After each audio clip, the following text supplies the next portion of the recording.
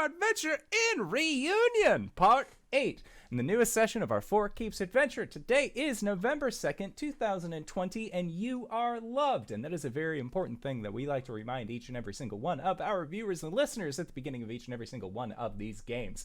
If this is your first time joining us, you can go to youtube.com/indooradventures to check up on all of the games that we have played of this campaign up until this point.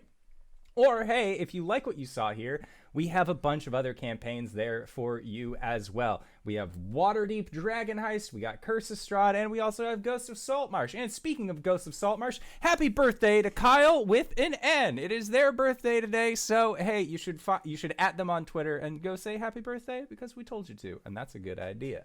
Another good idea is that you can also join us for our audio casts that we also post wherever audio casts are made available for free. And speaking of things that are made available for free, you can go to patreon.com/indooradventures to check up on our after show called Nights in the Courtyard, where we answer questions not only from the community but also from each other. So if you have questions that you would like to ask myself or any of these other fine folk, that is the easiest way in order to do that. So consider it. Another thing to consider, though, is that if you already support us on Patreon, YouTube, Twitch, all of those other places, and you're looking for another way, another avenue to help support the show, you can go to indooradventure.redbubble.com. We got t-shirts, we got posters, we got mugs, we got throw pillows, journals, clocks, aprons, backpacks, t-shirts, all sorts of wonderful things. And of course, the most wonderful thing of all in the year of our Destructive Lord 2020, we got face masks that have the symbol of Tiamat upon them, done by our very own Cyberwolf 1201. So if you want any of these face masks and any of the glorious chromatic colors of Tiamat, again, you can go to indooradventure.redbubble.com. All of the proceeds from those masks end up going towards COVID-19 research through Doctors Without Borders. So if you would like to help support a good cause or help support the show, that's more than a likely option for you. And yes, we do have aprons, but it's just like reskinned patterns that we have before. We don't have new aprons. We just have multiple aprons. Arjhan. We'll talk about it. We'll talk about it. So that is it for my spiel. So hey, RJ, who are you playing today? Hey everybody, I'm RJ, and I'll be playing Caelum, the Shadowkai Wizard Cleric. Hi, I'm LBHackEmUp, and I'm going to be playing Gwen, the Halfling Barbarian Fighter. Hoi! I'm Cyber. I play Arjhan, the Draconian Fighter. You see him. And I am Everybody. Oh. Hi. Sorry. Hi, I'm Wings. I play as Danae Keener, who plays as Cori under the Elegant Paladin. And now I remember my place. I am the Indoor Adventurer, and tonight I shall be your Dungeon Master. I got a little ahead of myself. But let's do a little bit of our recap so that way we can get things going for the evening. So last week we started off with all of you fighting against Venicus, the Navigator of the Deep, a giant archfey spider-like creature that had summoned forth a plethora of these web simulacrums that you all had to fight against. But thankfully, we're able to actually do some pretty decent work going up against this thing, thanks to the help of the Caelum of the Summer Songs, Rudbeck Goldstrom. It was after you defeated Vanicus that you all made your way out of that web-filled lair, and as you were all taking a brief respite, you saw a creature looming through the mists that looked over its shoulder towards you, and you recognized through this creature's visage that it was none other than Meriden, the King of the Unseen, one of the oldest living archfey, possibly within the Feywild. It was at this point that your group decided to not leave a note to Rudbeck in this situation, but instead followed after the King of Mists. And after a brief bit of running through mist, trying to catch up after them, you emerged out of the mist on top of the central mountain of the Summer Isle. And you saw that there was an opening that led into a small cave that was actually Meriden's home. It was at that point that he addressed all of you, gave you some boons, as well as the ability to wind walk for the next 8 hours, allowing you to move up to 300 feet per 6 seconds. I don't know why I want to keep saying second. That would be astronomically faster. But it was at that point that he also then gave you his coronet, a small crown, this token of his, to let the other kings of summer know that he was on their side, that they were going to do what they possibly could. Like he was giving his blessing to help to leave this place and to protect the younger folk, the elves, the Eladrin, to help them move back to spring. It was at this point that originally, if you listen to the end of last week's episode, our group turned into their wispy, smoky forms and then made their way across the ocean between the Isles of Summer and Autumn. But there were some things that we wanted to do before we led there, so we're going to rewind time a little bit. Our group actually wanted to go after and look for Scorchbane, as Ilni, our Fae companion, had said that she would help set up a meeting between your groups should you be able to recover Meriden blessing. Having done so, it's as simple as sending away to let Ilni know that now is as good a time as any, seeing as you currently have a timer counting down for how long you can use this wind walk ability. So you guys are still able to travel over 30 miles an hour during your round while in a wind walking form. So thankfully, getting to where Scorchbane is not going to be an issue. It will take maybe about, I want to say like 15 minutes, 20 minutes to actually get there out of your overall time. And when you are nearing to this place, you see that there is, well, you have been reminded time and time again to not set fire to the jungle because it would be bad. As you get near Scorchbane's domain, you can see that there are trees that are freshly burned. It seems like this ancient red dragon doesn't seem to have the same amount of care towards igniting the forest as some of his other companions. And it almost looks like it would be a dead sort of wood, but from the inner cracks of all of these trees, you can see that they are so hot that the inside of the tree is actually burning outward. It looks like this is more of like an ember wood style of thing. So all of these trees are giving off this very glow dull.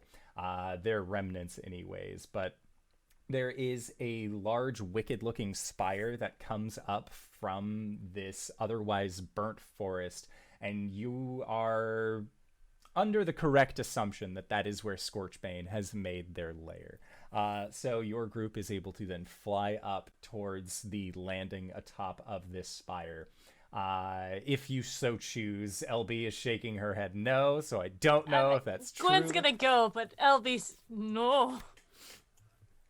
And I mean, were we given directions to land up there and not knock on the front door? this is essentially the front door. You've, like, Scorchbane is aware that there will be a, like, 4 smoke figures that are going to be flying and meeting him at his house. So he is aware of your comings. And when you arrive also on this platform, you see that there isn't really, like, there's room for you all to be up here. It's maybe about, I want to say about like 100-foot area of this landing in a radius. And as you all manifest there, you hear the sound of leathery wings, and the area around you gets a lot hotter. And coming up from the jungles, you see Scorchbane, and in his lower talons, he carries what looks like a monstrous creature. They have, like, it's almost like beaver teeth on the front with these large double-bucked, but also a rhino's horn. They have some foliage kind of growing off of their back, and they are no longer moving, as it looks like Scorchbane has secured his meal for the day. But he manages to bring this creature up, sets it atop the spire, and then comes down off of this now dead creature and looks towards your group and says, I guess I underestimated you. You've proven useful after all. Lord Scorchbane, thank you for accepting this audience.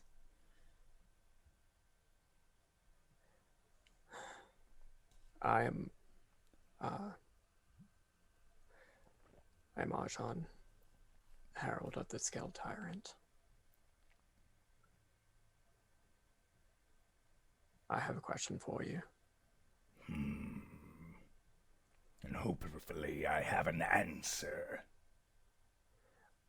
Whenever you last spoke in our presence, you said that you would die defending your home against Winter's incursion. Yes. This is correct. Pity. And he twitches his head a little bit more curiously to look at you as you say this. Where I come from, there's not a lot of your kind left. I would hate to see more draconic life be sacrificed for nothing. Scorchbane, if you are as powerful as the creature as I would like to believe that you are, why would you not? Why, instead of dying here in defense of your home, help us strike at Winter's heart? Take the offensive. Surely you're powerful enough.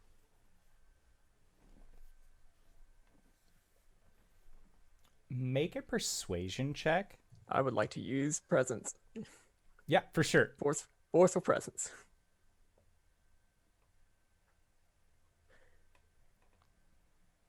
Natural 20. For a 20.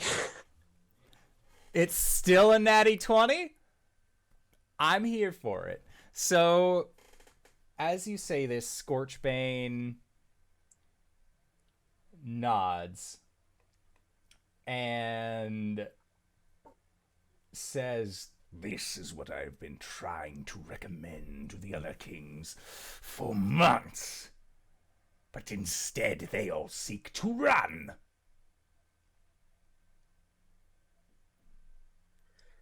Well, we don't.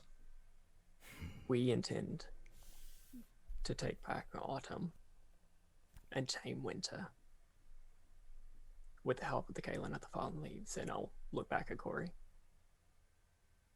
She nods respectfully. and Scorchbane nods, and you see they get the hint of a smile. Unfortunately, our time is short and we'll be heading to autumn now. But can we count on your support? Yes. This is something I think I can agree to. Now, I have a question. You are going to the Autumn Isle, correct? We are. Do you plan on freeing Autumn before moving on, or just causing a distraction? Looks over at Cori. She pauses for thought. I'm going to reassess once we get there. I, of course, would love to free Autumn before moving on, but if it's not in the cards, then it's not in the cards. It might be that we need to have a more immediate and decisive strike against Winter. And Scorchbane says, If you are able to create a distraction, that would be an opening for me. Draw attention elsewhere, and I can raise the forests to a temperature that would melt all ice, all snow. Cori's eyebrows sort of raise. Caelum raises a hand. tactically speaking, we could cause a distraction in fall, maybe free them and get some more fighters in our side. It could turn around the Winter Primordial to, investigate what the cause is, buy spring some more time, or summer some more time. Certainly slows advance. Cause a big enough ruckus, we could probably get everybody on us.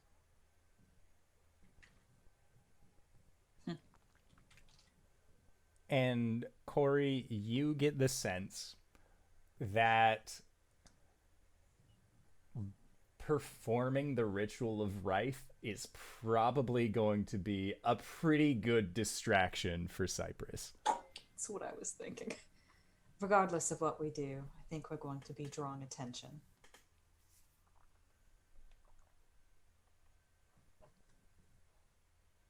Damien hadn't destroyed the Waystone back to the Hollowed Locks. Maybe we could have gotten some of the more capable fighters in again. What's past is past. Mm. We need to move forward. And Scorchbane says, Kassen's power is vast. They are originally from the Isle of the Fae. It could grow again. I could act as emissary. Take some of their spores along with me, and when I arrive, deposit the other king.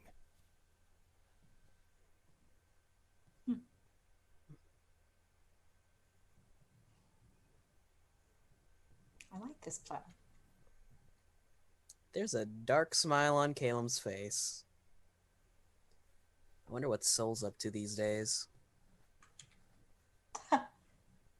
Drop him on top of the Winter Primordial and, well, two birds, one stone is the expression.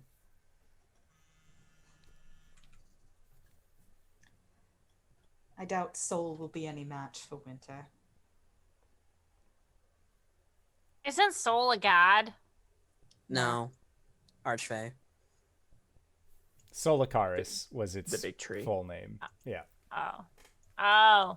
Alright. King Candy. Yeah. Oh, yeah. Whatever preparations you see fit, we will leave you to make them. But again, our time is short. To fly to the Isle of Autumn against Meriden's wishes would take before you set your plan in motion. Give me some time. How much time? Roughly around like 30 minutes or so, because he has to fly the whole distance. Right. Okay. Yeah. Yeah. But so do we. It's true. He has a quicker fly speed than you do, thankfully. Are we getting the sense that like he wants us to wait 30 minutes before we leave? No, it's more of when you plan on performing the Ritual of Wryth to create this large distraction, let him know like an hour before time, so that way he can come over while you guys are doing the distraction force, so he can be accurately timed back up. Okay. I can come into contact with you. And Scorchbane says, You've proven not to be food after all. Congratulations. I am humbled by your praise, Lord Scorchbane. he kind of like preens He's- a little bit when you say this. He's learning. So yes, Scorchbane has volunteered, thanks to a successful natural 20 persuasion, Shit. to give you some assistance, as it were. Nice. Nice. Nice, nice, nice, nice, nice. Okay. So, Is there anything else that you would like to ask Scorchbane? Nah, we fucked up with time enough. Yeah. Okay, sounds good. So, Question: did we get a short rest in? you did not get a short rest in. You were in the middle of a short rest before the mists showed up, and then you rushed over to deal with We that. can boots on the ground. It's fine. Sure. Like, did we say that we were gonna wait like half an hour before doing anything for Scorchbane? We're gonna tell him wait and a half an hour to an hour and then do it. And then do the thing. Okay, gotcha. Yeah. So what I like. You basically Out of can character. call out, here's your departure time. You need to do it at this point, so that way he knows to arrive and be the riders of the road. Like on the third day, look to the hills. Like Exactly. give him a Okay, time gotcha. frame as to when to show up. He'll be there. Gotcha. All right. Then I say we should go to Duskridge, get boots on the ground, rest for an hour. Tell him. Bah. Bah.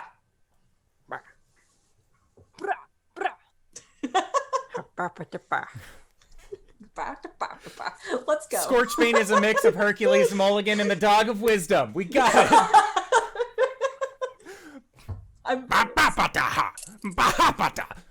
Okay. Anyways, back to We're the in a camp. silly Anyone mood with a song? tonight. Look, I guess we are. Very it's tired. it is if you are in the United States, this is election week. Let's have some fun. Please vote. For the love of God, if Scorchbane can tell anything through this fourth wall, go vote. I'll burn your house down. That's what Scorchbane would do, not me. Twitch TOS, I am not threatening any of the viewers. Okay, thanks. So, moving on, you guys go back into your misty forms, and then zoop away from Scorchbane's lair. It is at that point, as you are flying over the ocean, there is a point where... How high are you guys flying, by the way? Like, are you above the clouds, cloud level, below the clouds? We were given the information that like Cypress can sense us through the snow, right? Yes. So it makes sense for us to go over the clouds, right? Yes. It does. We do that. Okay, sounds good. So, you go over the clouds, and as you are flying for maybe about hour and a half or so, you see that the clouds get very dark, and there is a thunderhead front. So you can hear a lot of that, like, rolling sound of just the difference in climates that are happening beneath you. And as you look down in this direction, you actually see that there is a break in the cloud cover for a moment. And when you do, there is a sheet of ice that is extending out over open ocean. And as far to the left and as far to the right that you can see, spaced out about every 120 feet or so, there looks like there is a figure. There is a singular Eladrin that is just standing forward, steadily walking. And as they do, their foot presses down against this open water, and then ice comes up to form beneath them. And as they continue to step, that ice continues to grow out. And it looks like this wave of winter soldiers is coming forward. And as they do, they are bringing winter with them. Do they all look like Cypress? They all indeed do share similar armor, helm, and features to the Eladrin that you once knew as Cypress. Of course they do. All right.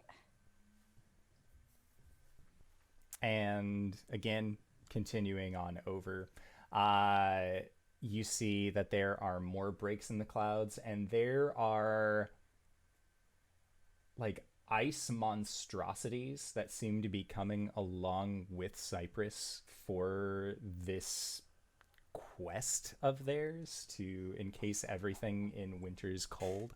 There are creatures that have 6 legs that seem to be like crawling atop the ice with them. There are other creatures that look almost like snowmen, but they seem a lot more like built and made of ice. They are giant size, and there is just an army, a veritable army of these winter eladrin and other creatures that seem to be making their way over the ice towards the Isle of Summer. As we're looking at these, can Gwen take note, since she's been in many a battle before, of like how many soldiers, like thereabouts? Like, oh, there's definitely like at least 1,000 or 10,000. It extends beyond your view in both directions. Good.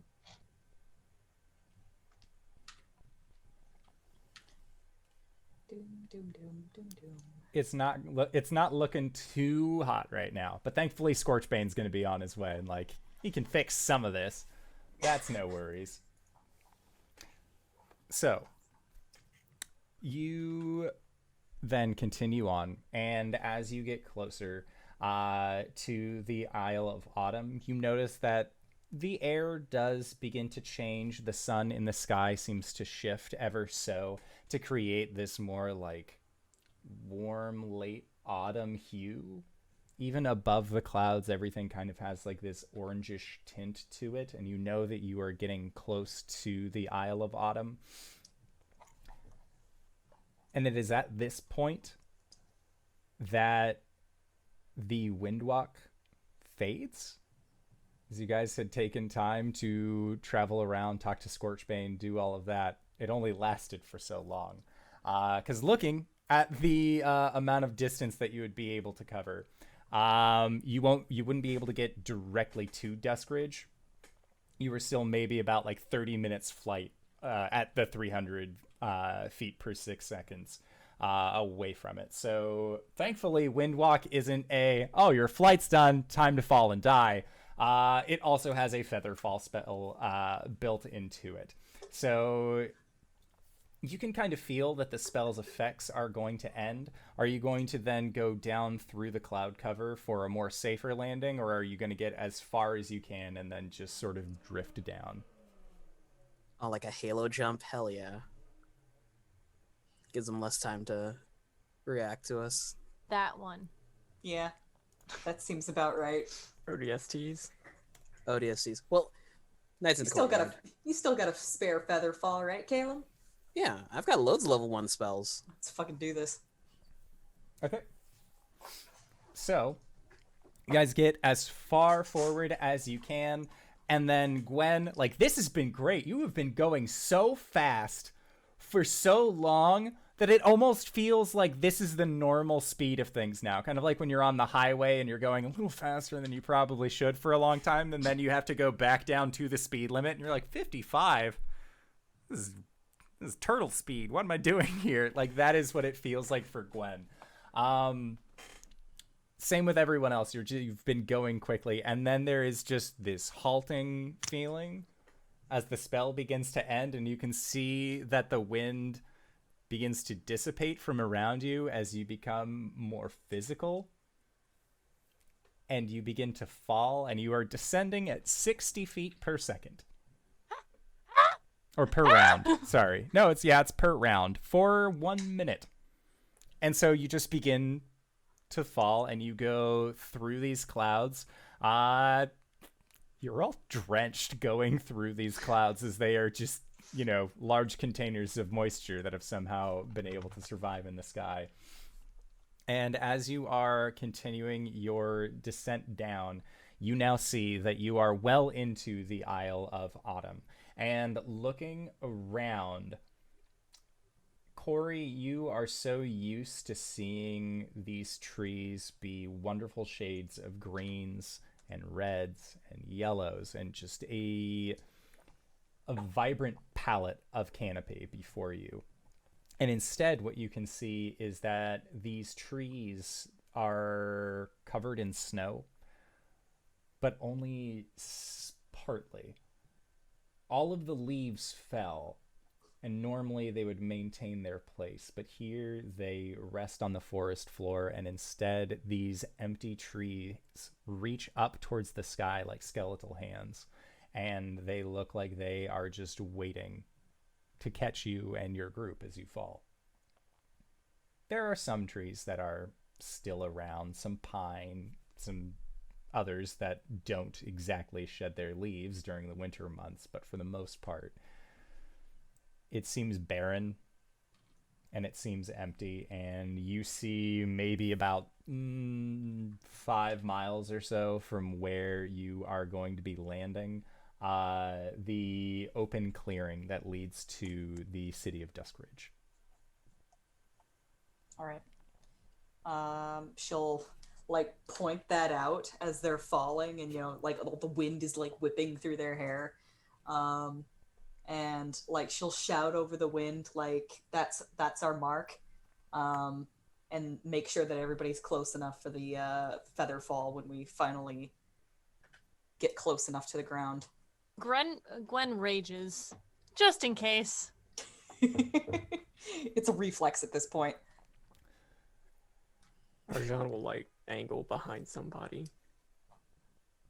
Probably 'Cause Gwen. He can fly and he can catch somebody. That's fair. Yeah, he will wait till they're 180 above the ground, just eyeballing it, and then feather fall. Okay. Yeah, so you are still in... So again, this spell has a feather fall effect built into it. It does not take longer than a minute to fall from where you are at to then reach the ground, descending at 60 feet per round. So as you feel like, okay, I've hit that 180, I'm still gently like descending down. You will be fine. I'm letting you all know you will be fine in this. We figured, but Just throwing that one out there. You're okay.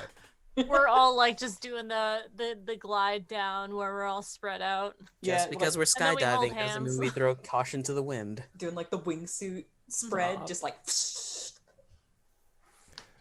Okay, so you all make it down towards the ground. Where are you looking to land? As you are seeing that it is in a forested area, there is a path that looks like at one point was well traveled that kind of leads in through these woods that you are guessing will lead to Duskridge. And Cori, being a native of this general area, you also know that this road leads to Duskridge. Yeah, she'll aim for a path. It's best not to like try and get fancy with this. We don't want to get lost. Time's of the essence. Also, you don't want to get impaled on a tree branch. That would not be good. It's true. And when you land onto the earth below, it just feels so quiet here. You're used to birds or rabbits or some other form of wildlife running around, either screaming into the night or just being a critter, and there doesn't seem to be any sense of that here. Even this path that you know is a well-traveled path, mostly because the snow dips into it, and at this point, Gwen, the snow is above your head level, so you have to either like climb up out of the snow or just like rage your way through it. Arjhan! Uppies. Okay. No. Pick up Gwen. Thank you. He is shivering. 'Cause Yes. He is in his barbarian chic for summer. Yes. Cori kneels and puts a hand in the snow, and she just quietly says, "I'm coming." And then she stands up, turns around, starts pulling winter cloaks out of their bags, and she says, "He's going to know that we're here. We need to move now." Got Gwen it. climbs onto Arjhan's shoulders. Onward. Pulls on the scarf. They're dressing. Sorry, and not you, walking Arjhan, at the just same the time. group. Okay, so you all get your out of the barbarian chic and into your nice winter clothes, and you begin the trek forward, heading to Duskridge. As you know, again, while on the snow, it is said that Cypress knows where you are and what you are doing while you are in their domain, and you're guessing that that's probably the case. And your journey continues for about an hour or so on foot, trudging through this deep snow. As anytime you have to travel through the snow, there's always like a much longer process than you normally would have to go. And as you are walking forward, you start seeing buildings, you start seeing places where people once lived, but you're guessing they do not anymore. One such place is that you see a small mill with a large water wheel, but the river that was flowing next to this mill to allow that water wheel to turn has frozen, and the gears inside of this mill no longer turn. And it just seems like almost a ghost in and of its own right, just this skeletal building covered in snow that once had things happening inside of it. And as you exit out of this stretch of woods and can see the opening that leads into Duskridge, you see that there are a plethora of buildings, all some of which 2 stories tall, others seem to be smaller, more contained. But the thing that really surprises you the most is that as you are getting closer, the fields near the outside of town, as this is a very agriculture heavy area, as Cori would have been able to divulge that information onto you all, it looks like the fields have been worked on recently. And there are like cart tracks that seem to come from these fields. And as you get closer, you see that there are footsteps in the snow, like humanoid-sized footsteps. But with Caelum, actually all of you have a high enough passive perception. You notice that these footprints seem like they are happening almost not infrequently necessarily, but almost like how an inebriated person would walk, where it's just not steady, not really going in as straight a line as it possibly could. And there seems to be a decent number of these footprints. Like, you can notice that these are different makes of boots, that sort of thing.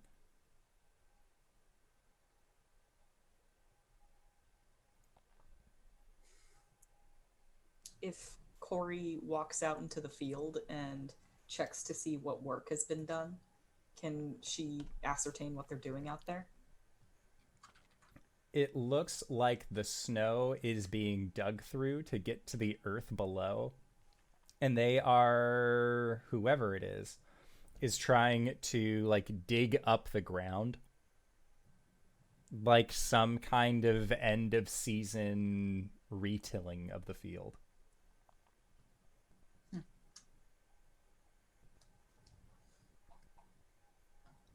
Would it be a bad idea to have Arjhan go up and take a scout around?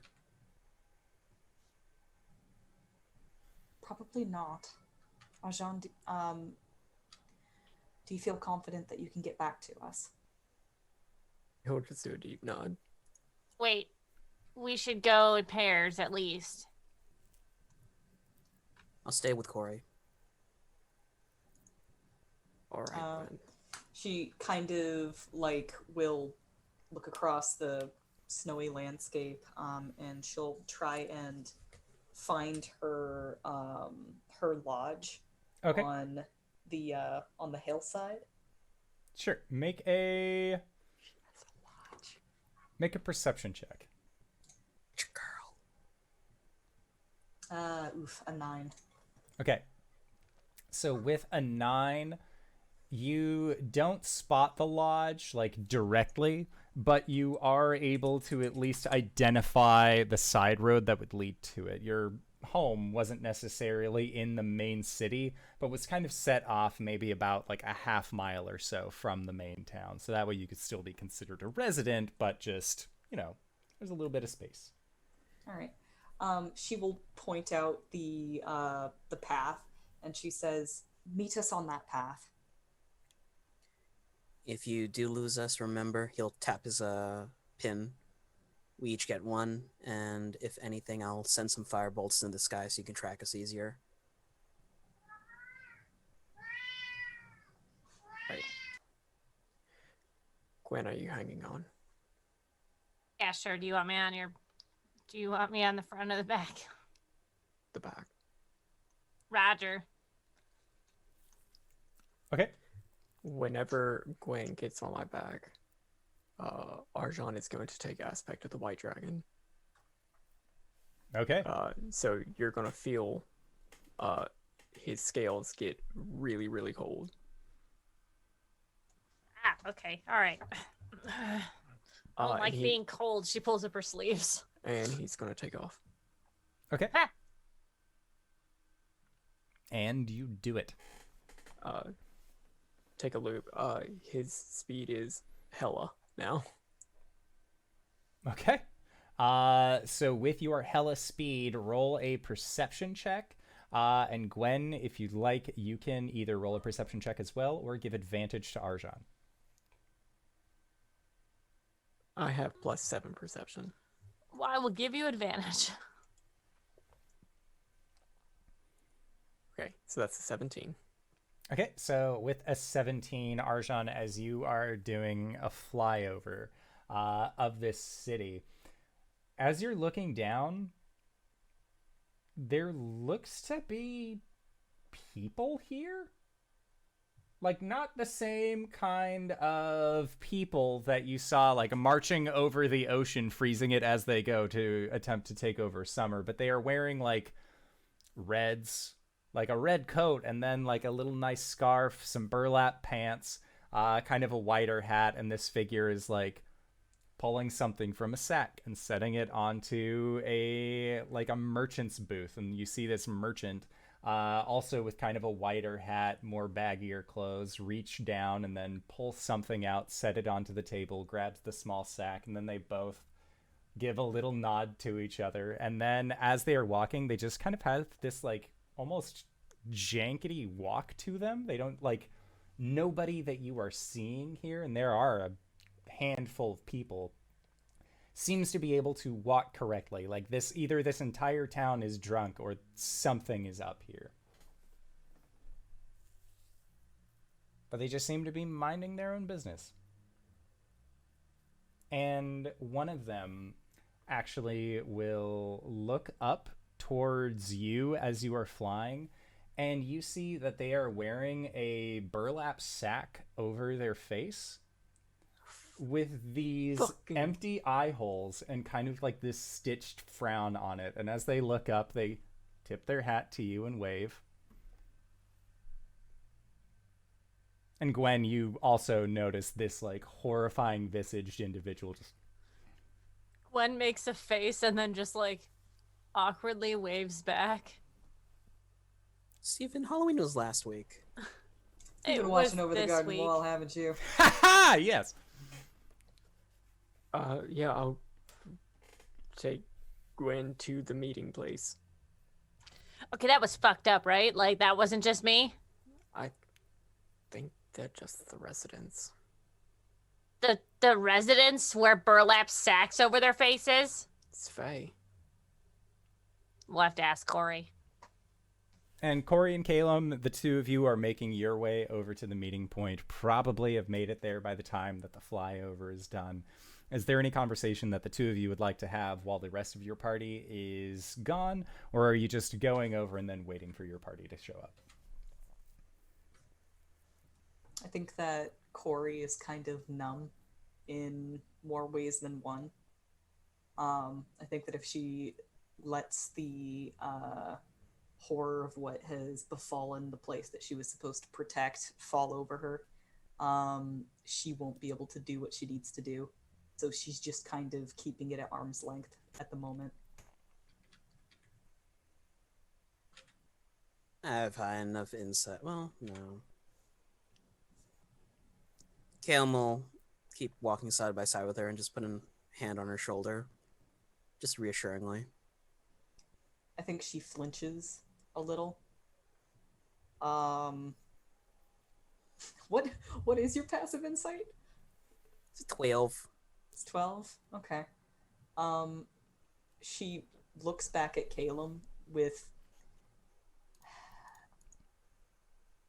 It looks sad to him, but he can tell there's something else there.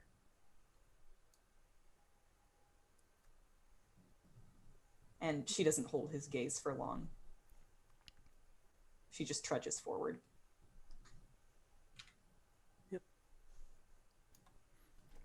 Okay. So after you have trudged forward, that is when Arjhan and Gwen swoop down. And the two of them seem a mite bit perturbed.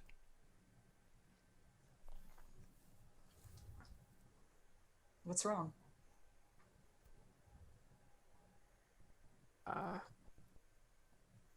Cori, you remember what the people here look like, right?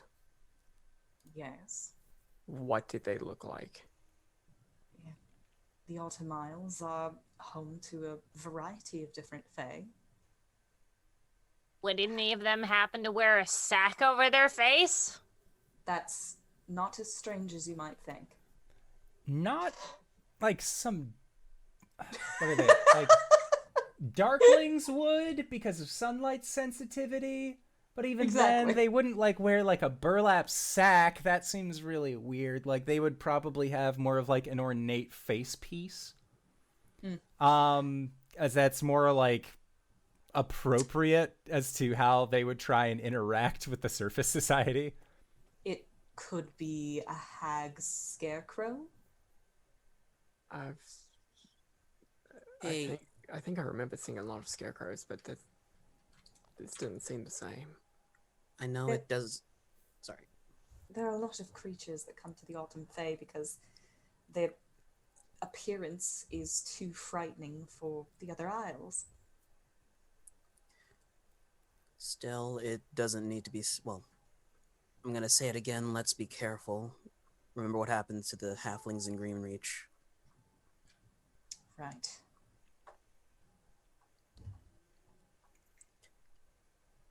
That being said, if we come across someone that's clearly not a construct of winter, try not to hurt them. All right, I'm going to be honest. I'm going to need a lot of direction, okay? When we come across things, like, you're going to just have to let me know. Or no kill. Got it. Right, yeah. All right, we can do that. Communication is key. We can do this. Maiming might be hard. Maybe. So, what do we need to do now?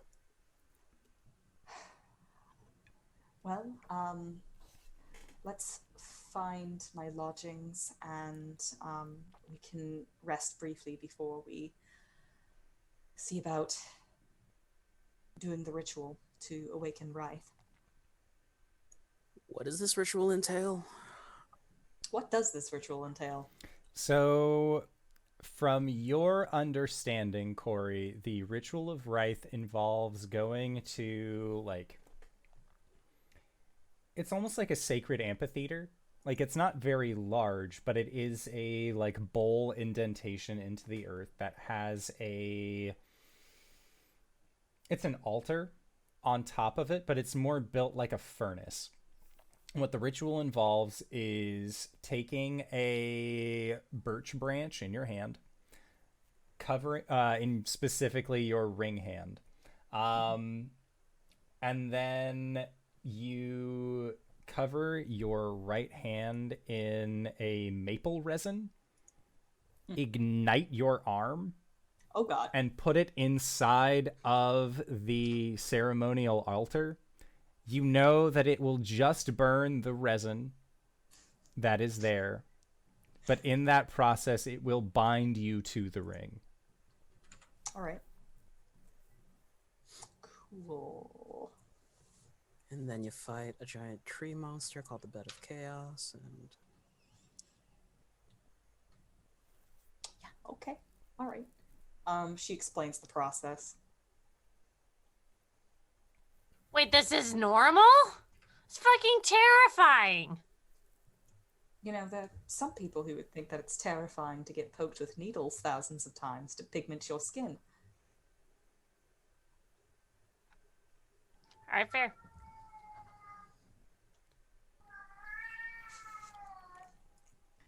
Wind. The wind howls. It's haunting, isn't it? Anyway, let's go. Okay. Yeah, and as you are trudging through this pathway, it was already close to midday when you guys had left the Summer Isle. It is now getting to the point of late evening, early night.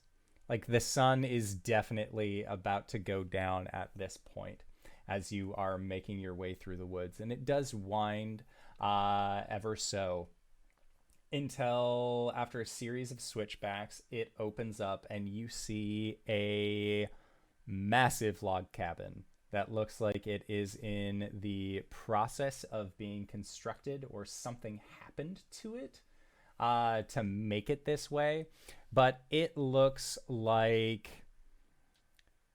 just like her spring home, just like her summer home, it looks like the Jonquils spare no expense at making a mighty fortification in the middle of no place. And this immense log cabin has a set of wooden stairs that lead up to a massive double door made of solid wood that looks like it has a tree actually carved into the heavy wooden doors of the front opening. Again, it is kind of dim at this point. There aren't any lights on inside, and the snow has kind of swept up to the edges, but with an overhanging opening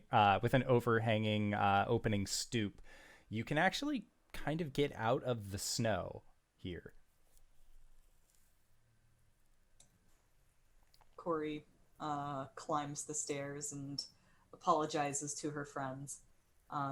It's not much, and it's not exactly finished, but it'll have to do for now.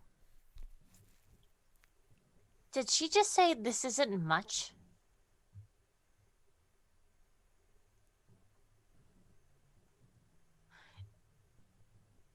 Okay. Okay. Did you carve a tree into a wooden door? Because I feel like that's a little bit shitty to the tree.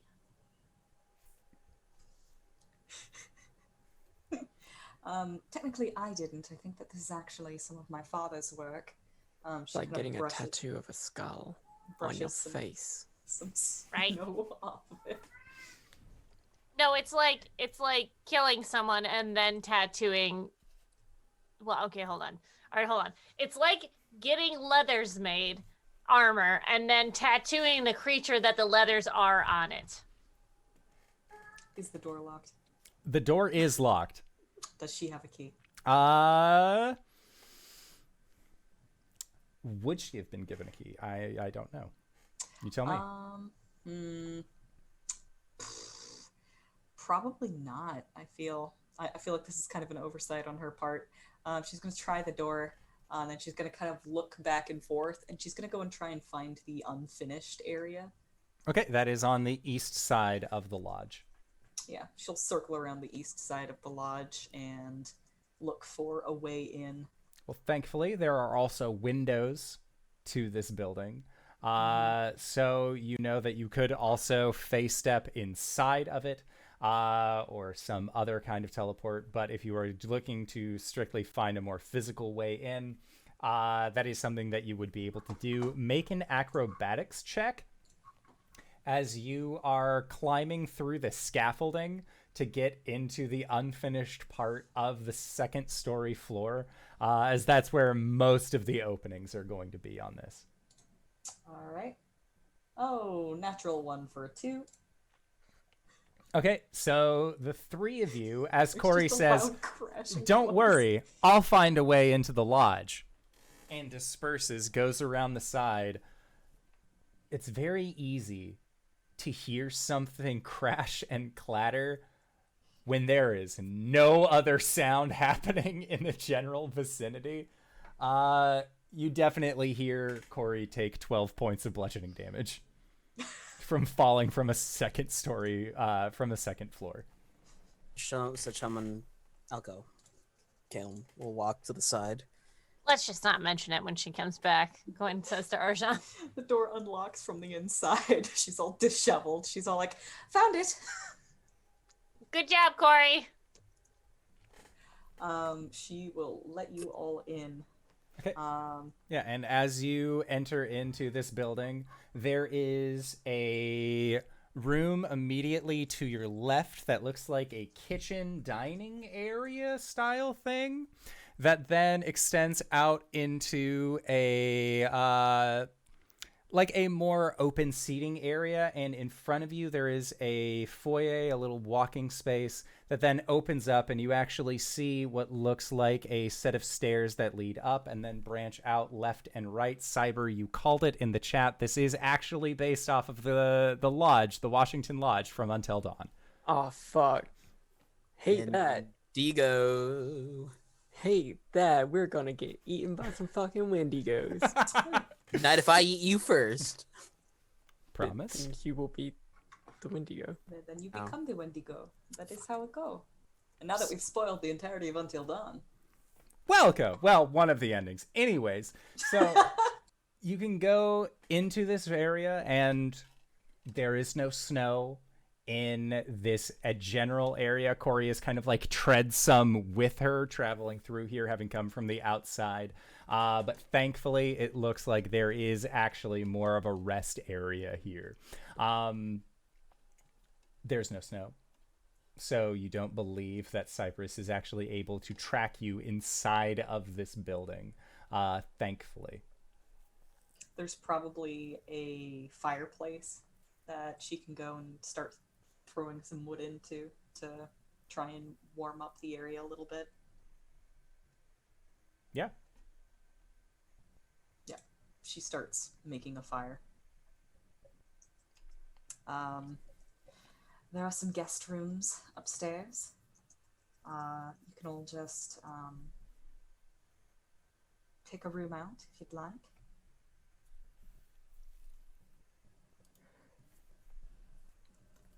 Like I said, it's not finished yet.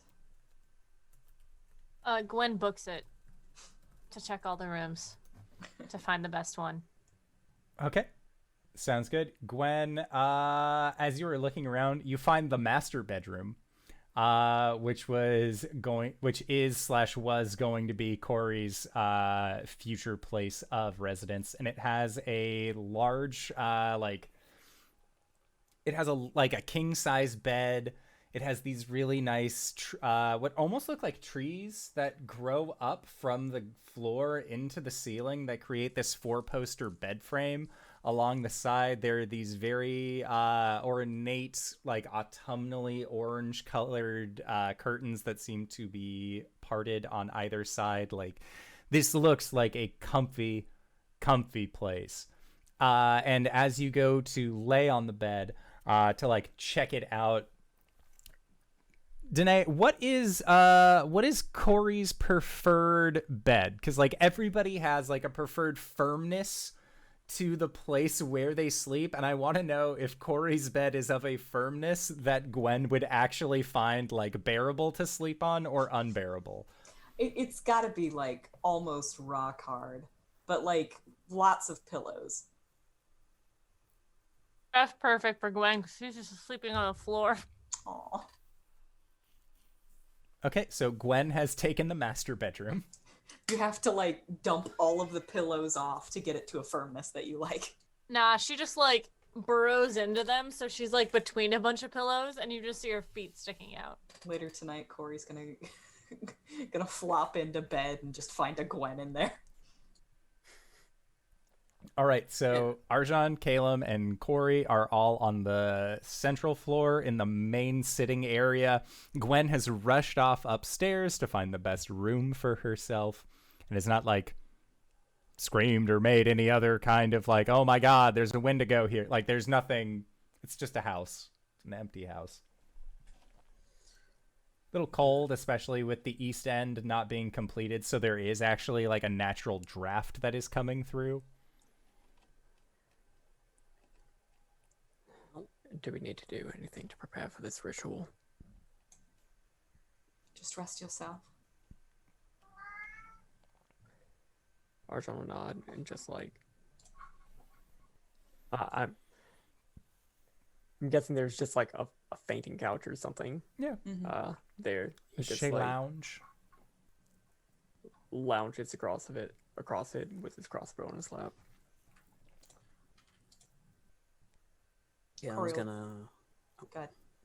just set up in the lounge as well. Yeah. I think Cori will just sort of kneel in front of the fire and sit there for a while. Okay. Yeah, sounds good. And you're all able to take a short rest during this time, unless you would like to lead into a long rest. Entirely up to you guys. This whole time, Arjhan is just like sitting with his crossbow across his chest and just like reaching down into his bag of holding and just getting snacks the entire He's time. doing the dad chair thing. Mm-hmm. I think Gwen is going to sleep unless somebody wakes her up. I think a long rest would be nice. Caelum's gonna write in his book to Mr. and Saloon, Okay. and it's just the message, I'm beginning to remember. Okay. Make a religion check. 23. Okay. Message received. They don't have any immediate response because that's kind of a hefty message. And right now it's more just like you've seen that they have seen it and they will contemplate a result to be able to send back. And Cori, as you are looking at the fire, getting everything ready, Arjhan is just eating snacks out of his bag. Gwen is asleep in the room upstairs. The three of you who are currently awake actually hear a knock on the door. Firebolt is getting primed in Caelum's hand. Cori will stand up and just kind of like put a placating hand out towards Caelum, and she will approach the door. There's probably like a peeky hole that is like carved into the knot hole of the tree on the outside, and she it will peek through. Okay. And as you are peeking through, you see that there is a hooded figure that is shorter than Cypress, not blue and icy. They seem to be wearing these kind of wide-looking shoes that almost look like a beaver tail on the bottom. And as you are looking at them and like getting a better idea of what they look like, it doesn't seem like they have actually been walking like through the snow. They're walking ever so slightly on top of it. And they just kind of have this like very dark brown robe that they have, or cloak pulled out around them. And you see a gnarled hand that is more like auburn orange in color, with these almost sharp fingernails. Just snap their fingers, and any of the snow that is on their cloak just seems to melt off. And as you are looking through, they just seem to look there and kind of fidget a little. All right. Take a deep breath, and then it looks like they're going to knock again. Yeah, she'll open the door. And when you open the door, you are met with a figure that you can see with their cloak over their head is actually concealing what look to be like twin ram horns that circle under. And there are two small motes of embers that seem to rest where this creature's eyes are. And they look up towards you and they say, "The Grand Matron said there would be visitors."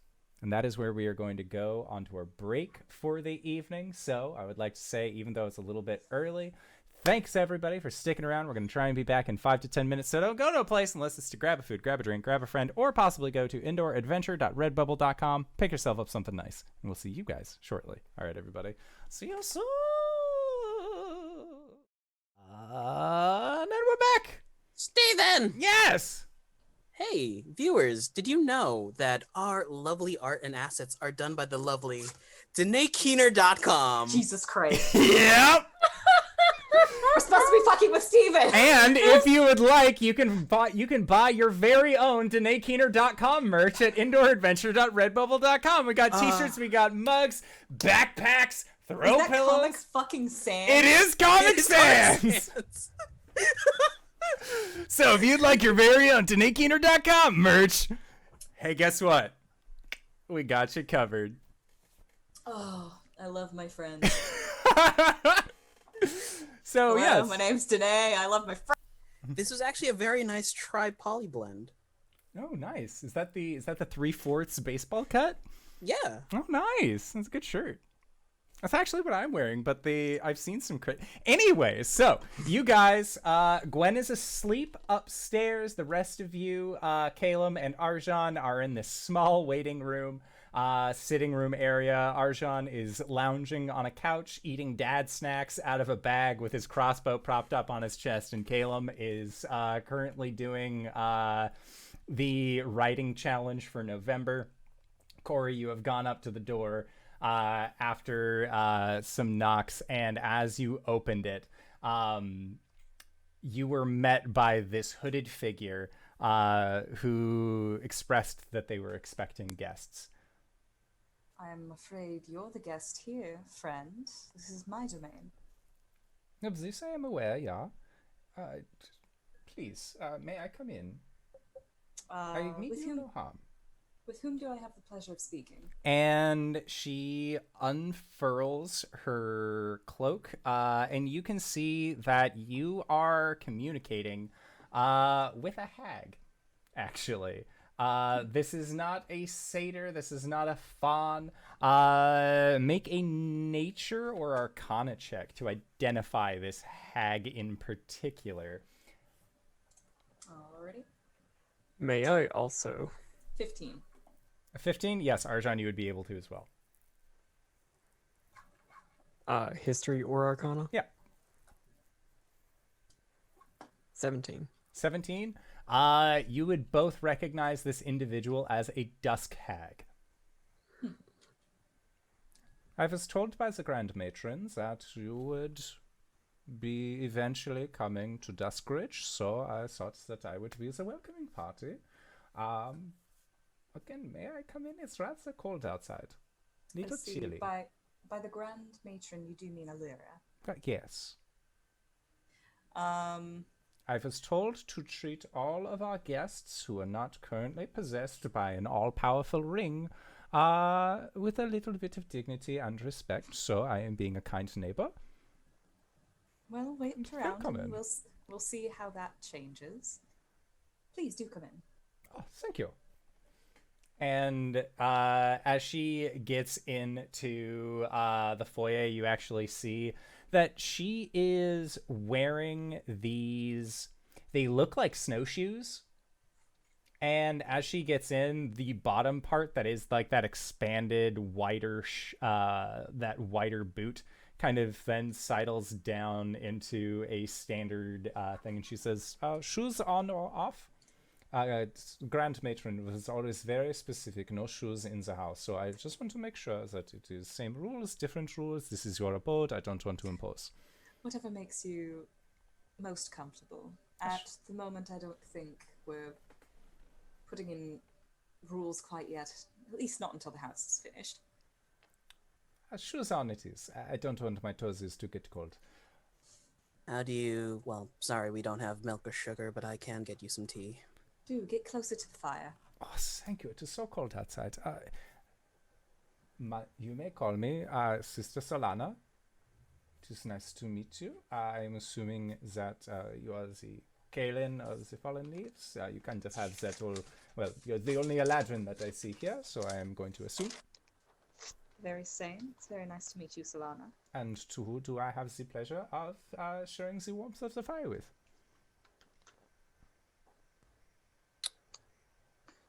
Cori kind of looks to Caelum and Arjhan. I don't...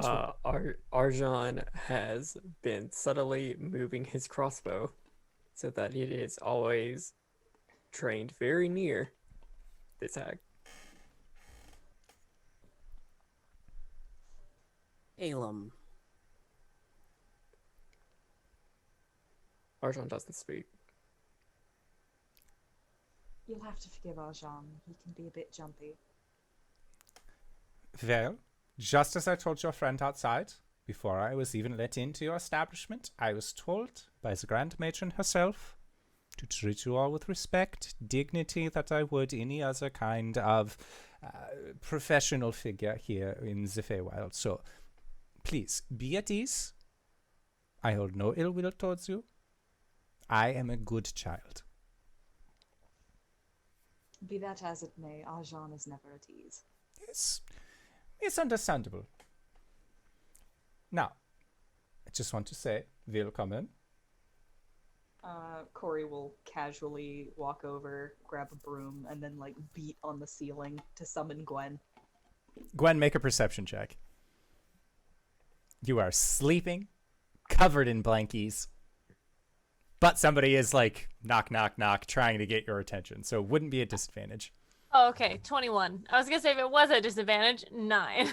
No, thankfully it is flat. Gwen, you have been on edge the entire time that you have been in the Feywild. Your danger sense kicks in, like your spirit is effectively slapped by Grayskull, being like, someone's trying to get a hold of you. Like it's like sleeping with your phone on vibrate on a wooden surface right next to you. Yeah. You are expecting an important call at all times. Gwen like vampires up out of bed. Ah! Oh good, she got the message. She'll like shuffle down. Her like hair's kind of a mess. Her eyes are very baggy. She's holding an axe and she like just jumps into the room. What? Hello. I hope you slept well, Gwen. Guten Nacht. This is a friend. Her name is Solana. No kill. We're being raided. Blake Dog, thank you for the raid! I thought you were like the Nomas, thank you for the raid! Hi. Double birthday, raid. Caelum. Happy birthday, birthday, Caelum! We love you. Jill Fayen was the best of us. So, Wait. So so we're not being attacked? I should hope not. This would Not yet. prove very poorly for me.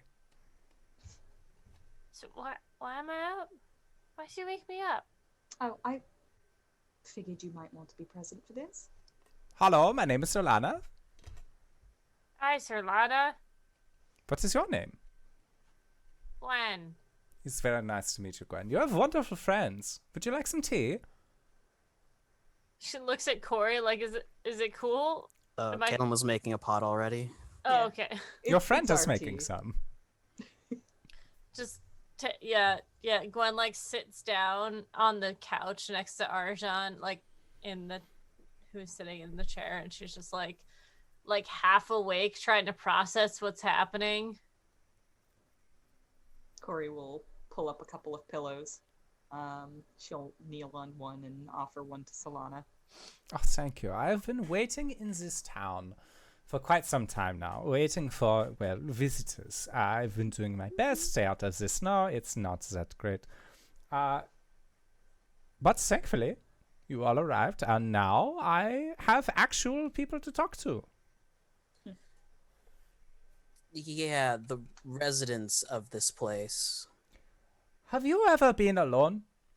Truly Yeah. alone? Inside of a city? It gets very boring. Sometimes you just need to see people mulling about their day in the background.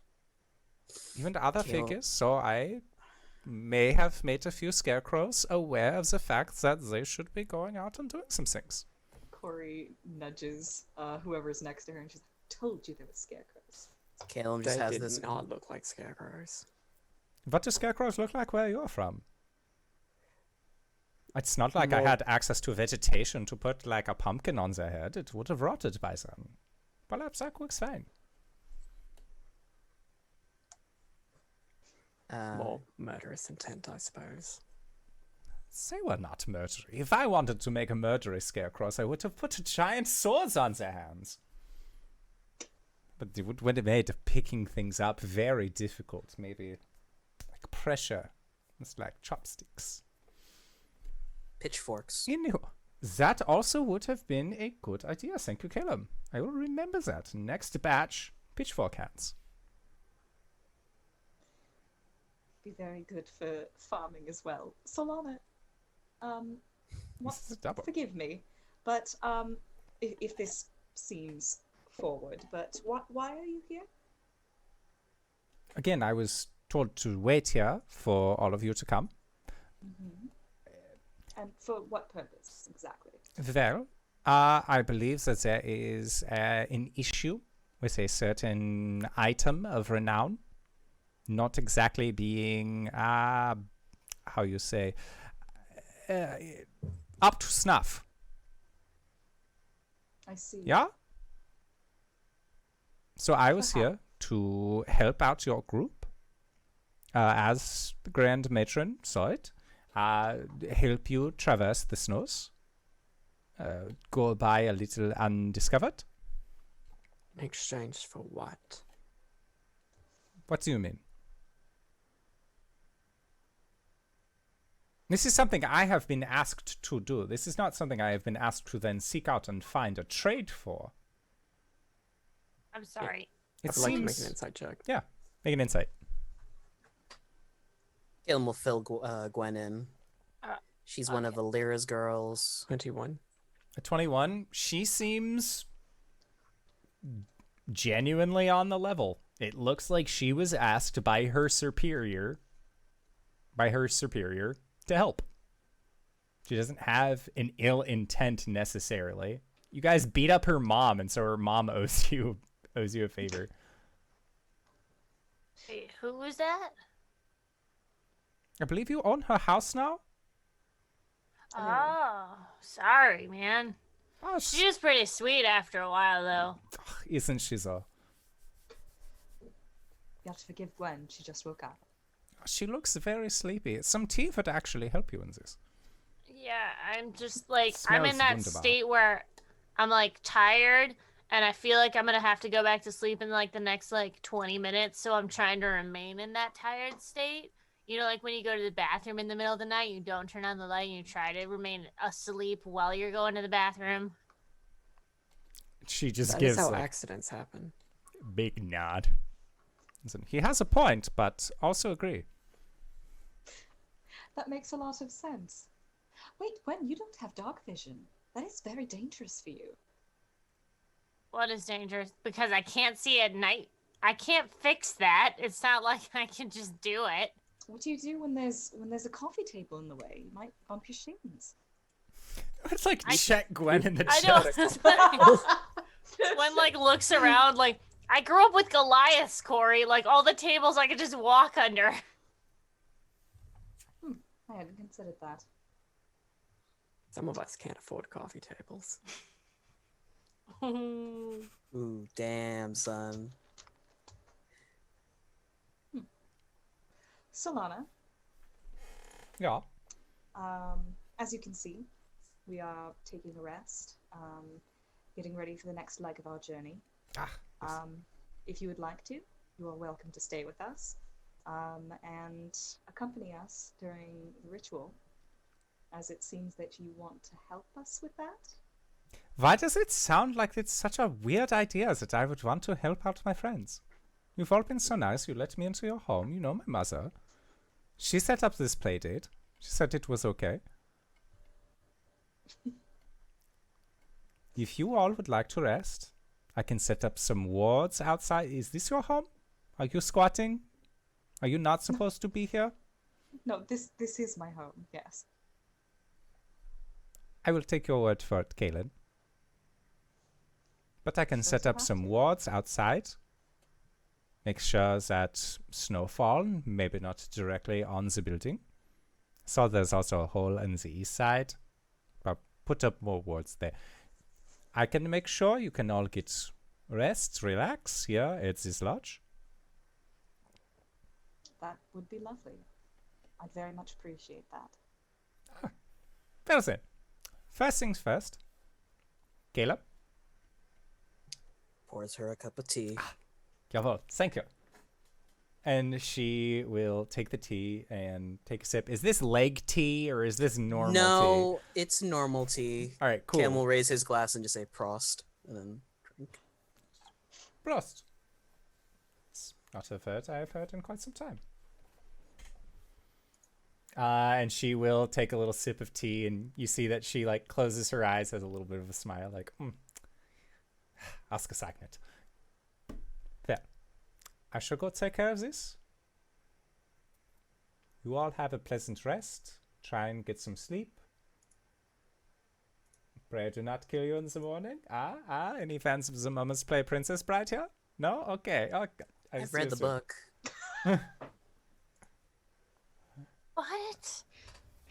It's a line where one of the characters gets captured by a pirate, and they say, "Pray don't kill you in the morning," and it happens over the course of the next couple of years, and then he reveals that he is indeed.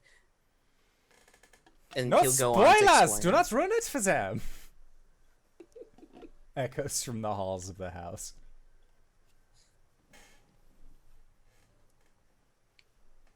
But yeah, so Selena is going to set up some wards and guards around your home to make sure that you are not identified as being residents here by the great winter spirit. So you guys are more than welcome to take a long rest. Do that. One shuffles out of the room and back into the bed. Cori will spend some time downstairs with the others. And during the last 4 hours of the longer rest, Cori will go upstairs and flop into bed with Gwen. When you wake up, she's spooning you. You mean jetpacking? Yeah. Backpacking. Amazing. She's utterly attached to your leg. Cori accepts her fate. When she comes back downstairs, is Gwen still koala'd onto her? If she goes vertical, I feel like that would wake her up. I see. Alright. Partway through the long rest after Caelum's had done like attuning his items and fixing his spells, he'll find Solana. You're muted. You are muted. And Solana has just gotten done really with the whole warding process of the house. And as you arrive, just, Mr. Caelum. Hi, Miss Solana. He'll flip to the back of his book. I had some questions. Yeah? What kind of questions? Yes, I am capable of falling in love, thank you.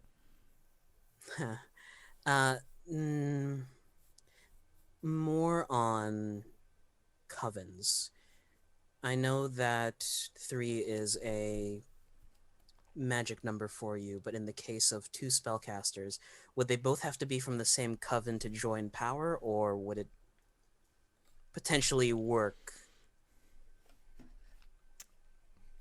What are you saying, work? Can I be in a coven with like a green hag and a were hag? Or can I be in a coven with somebody who does not know hedge magic? Yes. Or could you make a temporary coven for the time being to bolster our magic? Well, I have not tried to be in a coven for quite some time. I've sort of been by myself, enjoying it, living it up, the single life, yeah. But I think that if you were to... have you ever had a bond with somebody? Have you ever had, like, a twin? Do you have a twin? Not that I know of. So imagine you shared a lifeline with somebody. That there was some sort of thread that was connecting you and them, and you were able to infuse that with magical energy from both sides. They would have to be equal in strength. Because if you have one side that has more strength than the other, it creates more of like a tipping scale situation. That is why we typically don't go outside of specific kind of hags for forming covens. It makes things very difficult because then you get a dominant member of the hag. It's one of the reasons I have been a single hagling for so long. Now, when you get 3, then it becomes a situation where you want to make sure that the 3 of you are on equal power. And 3 is important because that is one of our sacred numbers, because that is however many points are. If you take your hand like this and hand like this and put them together, that creates a 3-pointed symbol. That is where your magic can come from. A center point. So you breathe in and lightning bolt. I am not going to do it now because that would be rather rude in a house that I do not own. But you can see what the overall idea would be. So if you were to want to form a coven, well, there's a difference between saying that somebody is your twin and then being somebody's twin. Yeah, so you would have to figure out a way to allow another to access your reservoirs of magic. And then together, you and that other person would be able to combine that magic into something greater. Does that make sense? He'll nod his head. It's like 2 snowballs. You merge them together, you get a bigger snowball.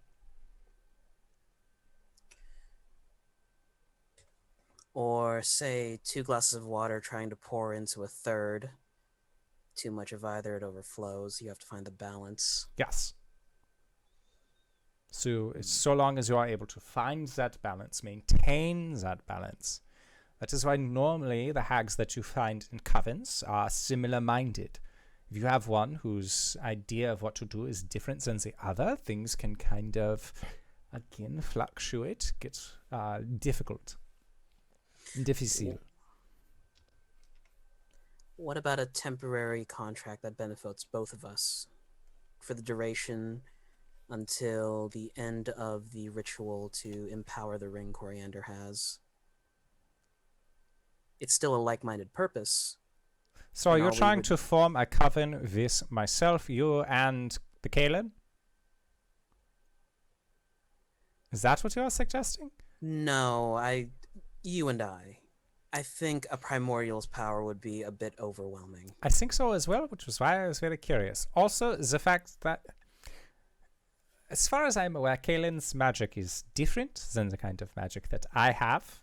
Mine is more of a natural thing. I don't really... I learn it, but not in the same way. Like I get sounds or sights or something similar that allows me to then realize, oh, that is how... Like if a bird makes a specific call, then I learn the way that the bird makes the call, and then that is the same way that I cast my spell versus... Are you the same way? Like you feel the magic in you, or are you more of a glasses smells like book individual? Old books. Old books. I don't know if we would be able to necessarily party for this. We could try. Being a coven it's been a while. But it is something that I would be willing to attempt. It would take some time, but now that this place is safe, time is what we have. All right. I mean, what's the worst that's going to happen? It's already winter here. Well, for the most part, I can adjust to... I can try and adjust. I guess it's time for a Faye's favorite part, contracts. You want to make a contract with me? I'm not ready for such a thing. And she pulls out a contract from the sleeve of her cloak. All right, now, before we begin, I promised the Grand Matron that I would treat you with respect. So, what all are you hoping to get out of this contract? You want to join into a coven with me? Do we have a third? You need to have 3. Again, magic number. Joins in the hands. We don't have a third spellcaster. So if you cannot make a coven, I can assist you with magics, but without a third. Not Yeah. be able to help.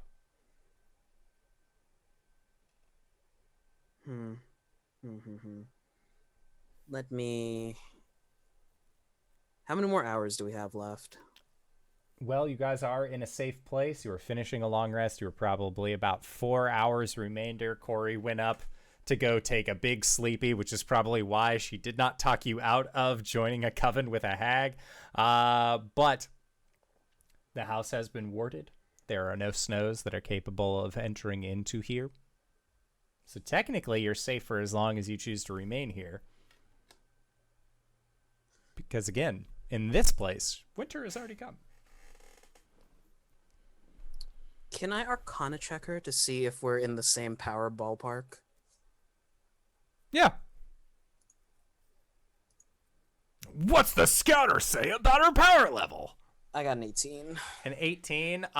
You would guess that her power level, you are stronger than she is in terms of like raw number crunch, but she possesses powers that you don't fully understand.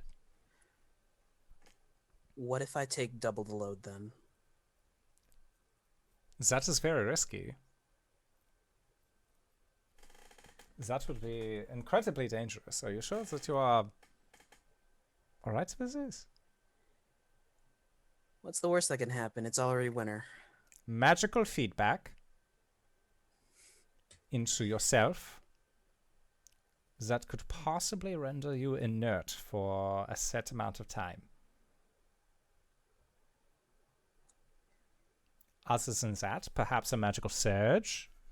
If you are used to these things, you said you're more book-oriented individual, so I don't think that you would be. But every once in a while, a spellcaster will do something. More magic comes in, especially in the Feywild. It's a little wild here.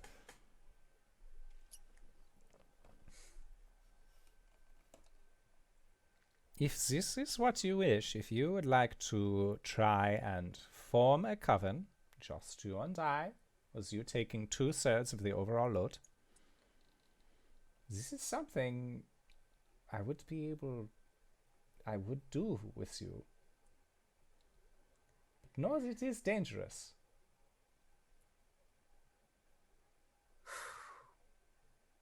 He'll raise a finger, walk back into the living room. Arjhan. Arjhan's the only one up at this point.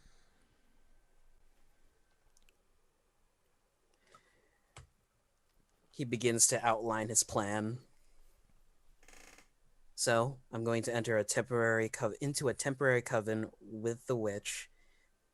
Hopefully that gets our power to a point where we can take on as many of these snowfuckers as we can. Do you have a third? No.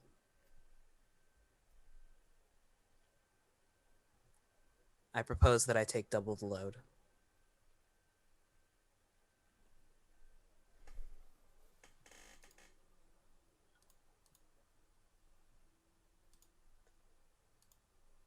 Get a third, or don't do it.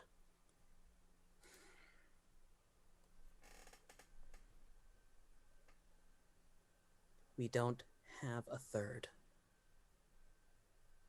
Nothing that can match up. Unless you want me to go and ask Cori to be our third and then have a primordial surge through us.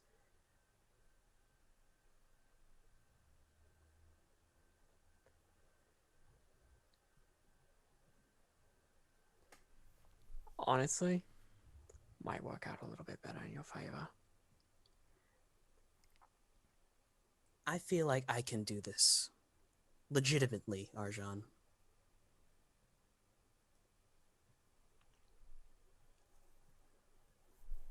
I've done the research into the weave. I've done countless experiments, both on myself and with magic. This is in my portfolio, at the very least. You asked for my opinion, and I gave it. Clearly, I can't talk you out of this.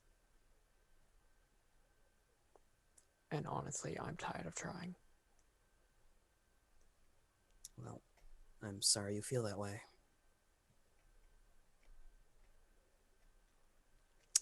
Cam will leave.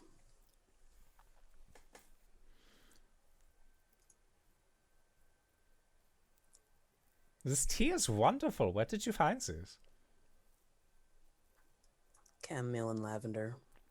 So it makes sense. That's why it has such a smooth taste to it. What did your friend say? He was against it. It makes sense. He seemed to be a little bit judgmental of me and mine. As soon as I came in, he was like always pointing his crossbow towards me. I know he's a little jumpy, but We've had some still. bad experiences with hags, no offense. We are not all terrible. Well, there were some brewer hags, and they killed me. Those ones are terrible. The brewer hags are most often it's just the worst. He'll whip out a quill. Us? This might take all night. Then let's get cracking. And she unfurls this piece of parchment, sets it down onto a table. Going to need you to sign here. Oh, he's gonna read it first. Yeah. He's not. It is. Make an insight check or an arcana check. What's better? It's arcana. 27. Okay, with a 27. This is the most quote-unquote fair Fae contract that you've ever seen. If anything, normally it's reserved for like 2/3 of X belongs to the Fae. 1/3 of X belongs to you. But in this situation, the way that you're setting up this Fae contract is that you are going to be taking 2/3 of the responsibility of this coven. She is going to be taking 1/3 of the responsibility of this coven. She will have access to some of your spells. You will have access to some of her abilities. Upon entering into this coven, the only way to get out of said coven is to die. One of you does need to die in order to escape the coven. That is how covens work with the Fae. And this bit right here says that in case one of us dies, then the contract will break. Otherwise, we are friends. We are buddies. I'll be getting a copy of this, correct? If you would insist, yes, I suppose that we can write out another one. It'll take a little bit of time. Documentation.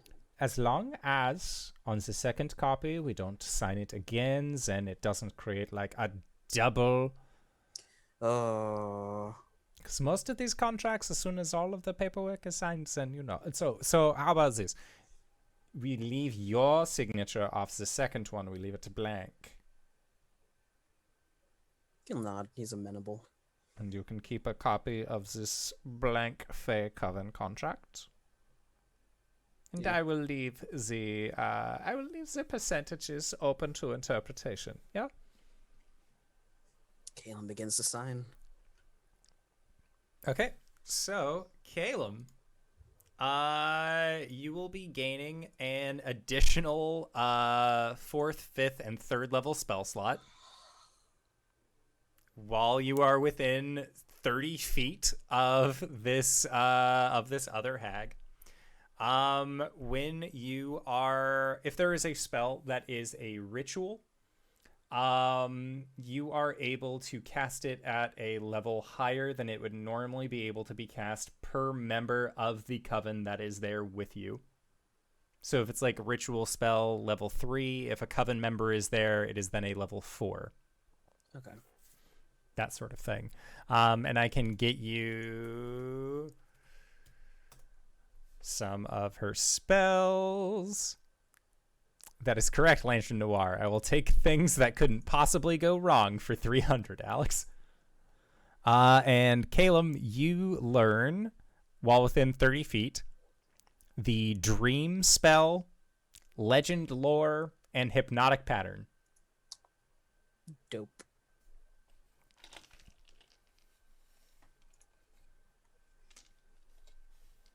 So yes, congratulations. You have entered into a coven with a dusk hag. Could possibly go wrong. It's just book club. When in the Feywild, am I right, fellas? Make me get out, Billy. I'm too tired for Billy. Sorry, it was Dream, Hypnotic pattern, And Legend lore. Legend. Cool.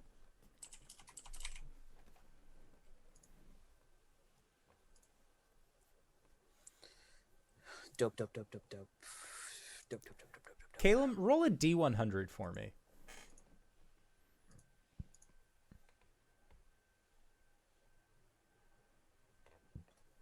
One.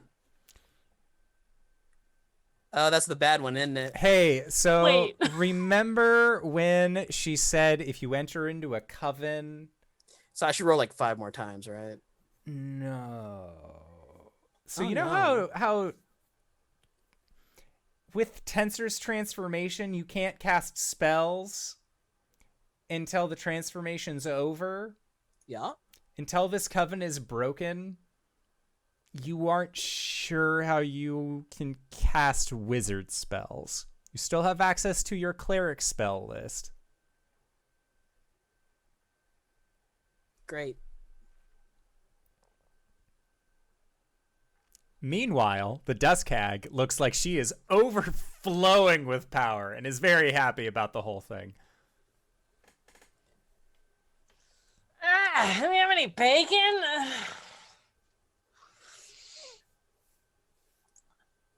What Okay. happened to you? So, Caelum, that happens. You have time to realize that you are having difficulty casting certain magics. And it feels like there is like a length of a tree, right? But then an axe has been jabbed into it. There is a significant disruption in the overall natural pattern of said tree. You feel like your coven is currently an axe head in your connection to the weave. He'll crack his neck. I have worked with less. So, it is now early morning. Solana, who is there, is feeling really good, super energized, offers to make you all breakfast. So, Gwen, you do wake up to the smell of brekkie in the morning. It just happens to be being made by a currently overcharging dusk hag. Ugh. Is that bacon? Guten Morgen, friend Gwen. Did you sleep? Not. Who needs to sleep when you are in such a wonderful coven? Okay. I feel energized and ready to go it's like a container for electricity that you could put into other things and then have that electricity transfer to it and then have them All right, let's just like stop go. talking crazy here, okay? This is not talking crazy. I could talk crazy towards you if you like. I could get some of the scarecrows. They are No, proficient that- in crazy. Coffee first. Gwen sits on the counter, drinking her coffee, eating her bacon, waiting for everyone else. So do I get like a hat or a broom, or is that a little too stereotypical? You can have a hat or a broom if you like. It's not part of the whole connections that we have with each other. We feel something visceral. You're like my twin now. Why do you need a hat? Because he's part of the coven. Didn't I make that clear? Would you like syrup with your pancakes? Yeah, what Kevin? What should we name ourselves? We could have team jackets. It's not going to be for that long. It will be for that long. Did you not read the contract? It's until one of us dies. Do you expect to die anytime soon? I don't expect to die anytime soon. Do you play foosball? It's like you have little people on sticks that you twirl and they try and knock a ball back and forth into like a goal at the either end of a table. It's very fun. Cori! Hash browns? Cori! It's like shredded potatoes that you kind of grill. Vista? Cori comes, Cori, come here! Cori comes down the stairs. What's wrong, Gwen? Nothing I is had wrong. a half a cup of coffee. Okay, pause. All right. Caelum and this person. My name is Solana. You can call me sister. I'm basically like a twin to your friend Caelum now. Are now in a coven, and until one of them dies, they're in a coven? Are we cool with this? It's usually how covens work, yes. Well, thank you. Somebody is finally speaking sense here. Cori kind of looks between the two of them. She crosses her arms, rubs her chin, looks at Caelum and says, "Have you got this handled?" Thumbs up. All right. And it's fine. So that's Cool. Yeah, no, it's fine. It's totally seems safe. It's totally ausgezeichnet. That's the word that you want to say when things are like out of this world. It's ausgezeichnet. What is that? Is that Feyen? It's Sylvan. I don't speak Sylvan. Open for adventure! Danke for rating us with 36. Some stuff is happening, guys. Stephen has too much power with this accent. We need to stop. He's grown too powerful. We must stop him. It's almost like I took German in high school. Oh, actually. Rouse. I can't even bask in the Schadenfreude. So, hash browns, bacon. I assume that there will be no bacon. I get a sense, a twin sense, with you, Caelum, that the bacon is not for you. I can make some pancakes, though. Don't worry. Caelum is going to just head outside real quick and motion for Cori to follow him. All right. She will. There is about a 15-foot gap from the edge of the house in all directions where snow is not currently falling. He'll walk to like within 10 feet of the gap. This coven is only temporary. I see. I'm going to need you to prep one of those diamonds. I see.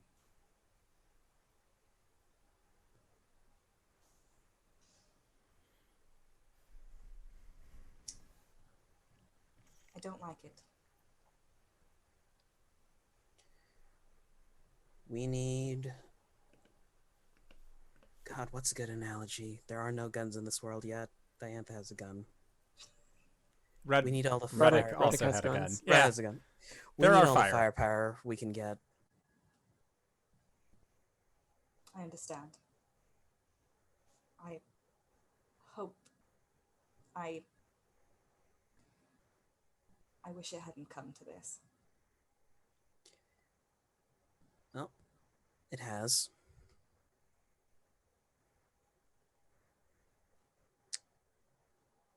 Should say that maybe I shouldn't have made the coven, but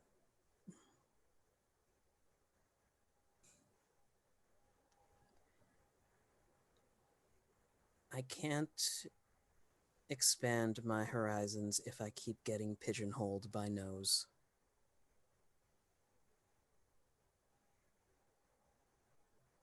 I think that you understand more than anyone that there is a cost to power. And it seems to be that this is a cost that you're willing to pay. Well, this is one of the costs that was foreseeable at the very least. So at least I can compensate for it.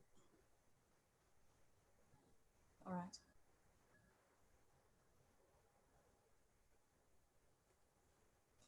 I can't say it's any worse than what I've done with the Raven Queen's true name.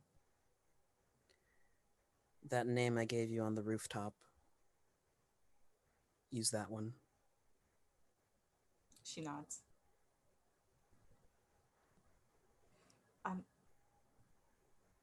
Caelum, I've thought a lot about it lately, and I think that you can relate. I've never been afraid to die. I've just been afraid of what would happen if I wasn't there. I trace it back, and everything bad that's ever happened has happened because I wasn't there.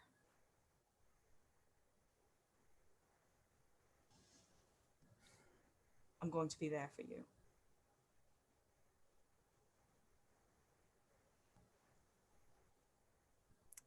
Caelum takes a step forward and hugs her. Thanks, Cori. She's stiff for a moment, then she hugs him back.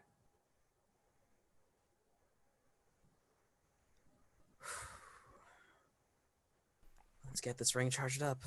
And Caelum, you also know this drain on magic that you feel is only when you are within coven distance of your coven sister.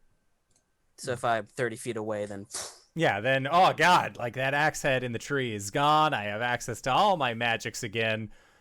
But it was just in the process of making the coven. I feel like every time he walks back in, he just feels a thump to his gut. Oh, yeah.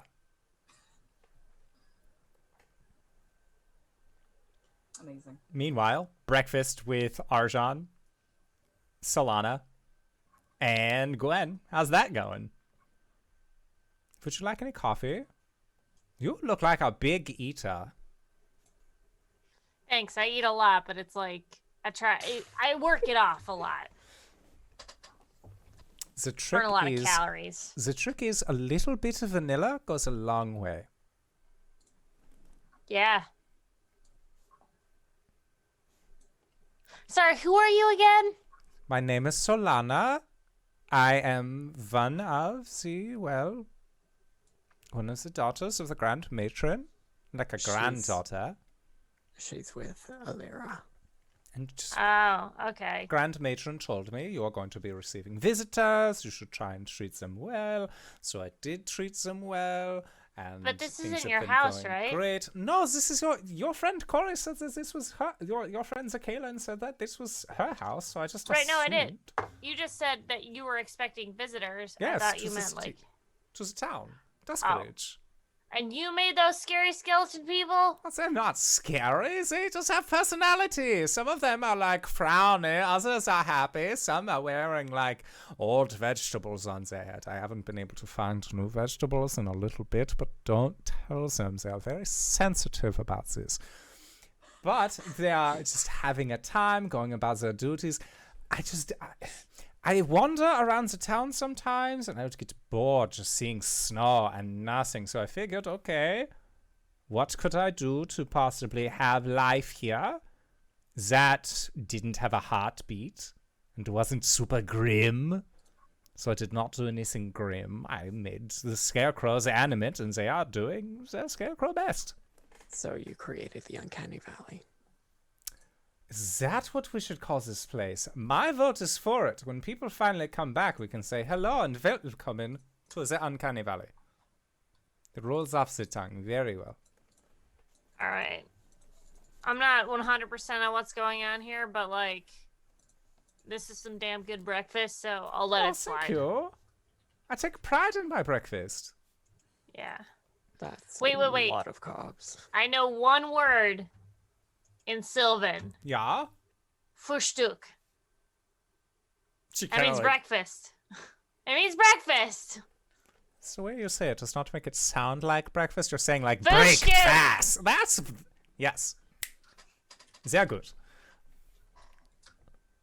Gwen nods and drinks her coffee. I'm sorry. The implication that Sylvan is German means that when Cori calls Oakenpeel, she says Starden Harden Barden Dart. Yeah, that's Sylvan. Sylvan always works. German always works. Oh my god. Most people make Sylvan to be a very like flowing and like melodic language. No, Yeah, not it's in German. German. But we prefer our Feywild to be very Grimm's fairy tales. Oh, Schmetterling. So yes, all of you Enklings have arrived for breakfast or getting fed by said dusk hag. So the plan is to then go to the ritual site and begin the ritual of Wryth. Is there anything else that you would like to do in the mornings? Have a breakfast that isn't composed entirely of carbs. She will make you whatever breakfast you want. Caelum is going to be 30 feet away from her while she does this, but contingency false life into his armor. Okay. And then he's going to take another short rest to replenish the 6th level spell slot he used up with Arcane Recovery. Okay. Yeah. Sounds good. While you do that, I need to take a quick step to a side.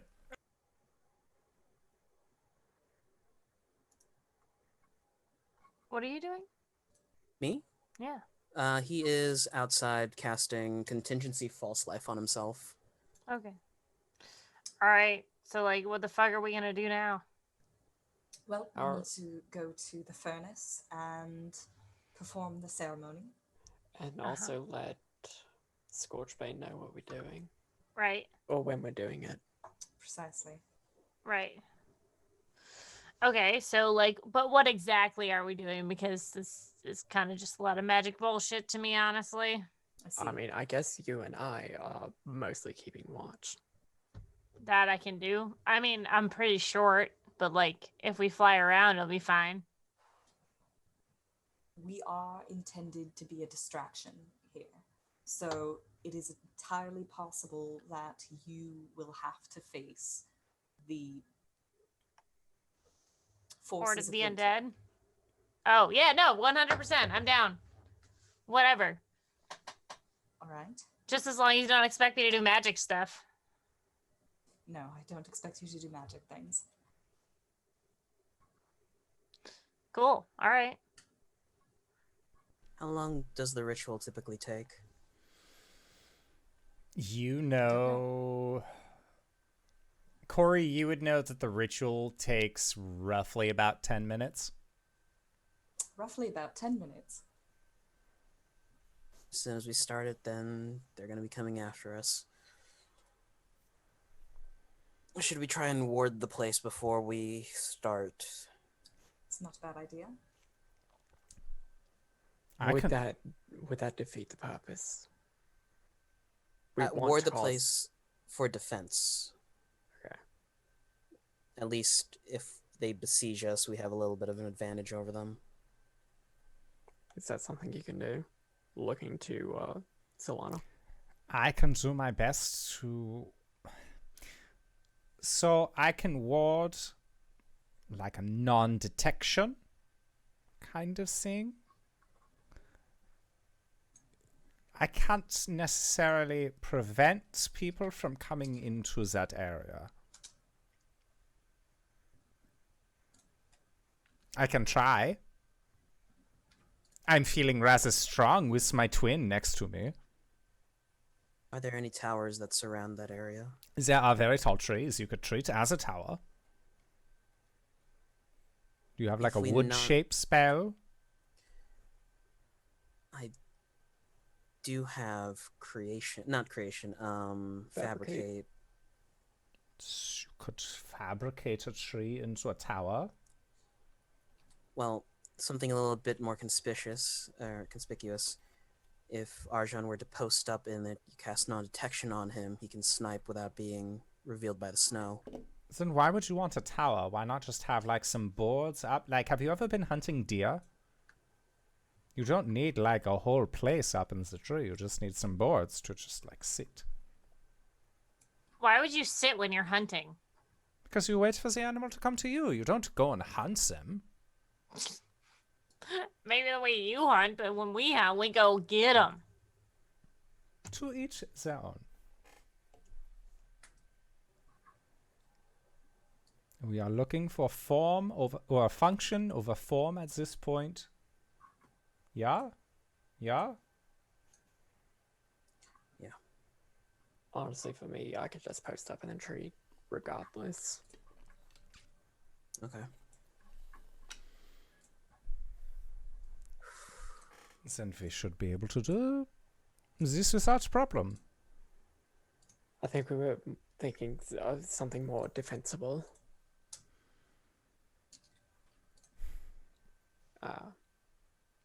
She nods.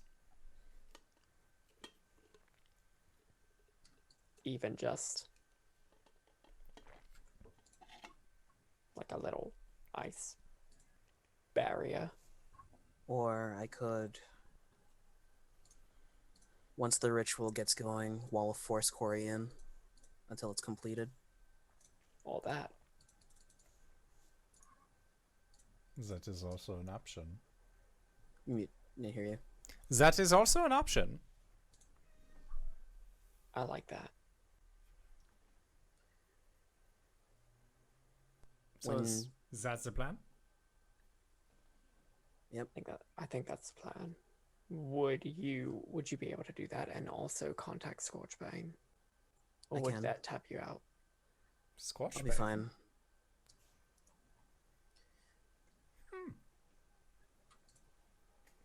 You have made This is why yourself quite a few allies along this journey. This is why we rested, so that we'd have all of our powers available to us.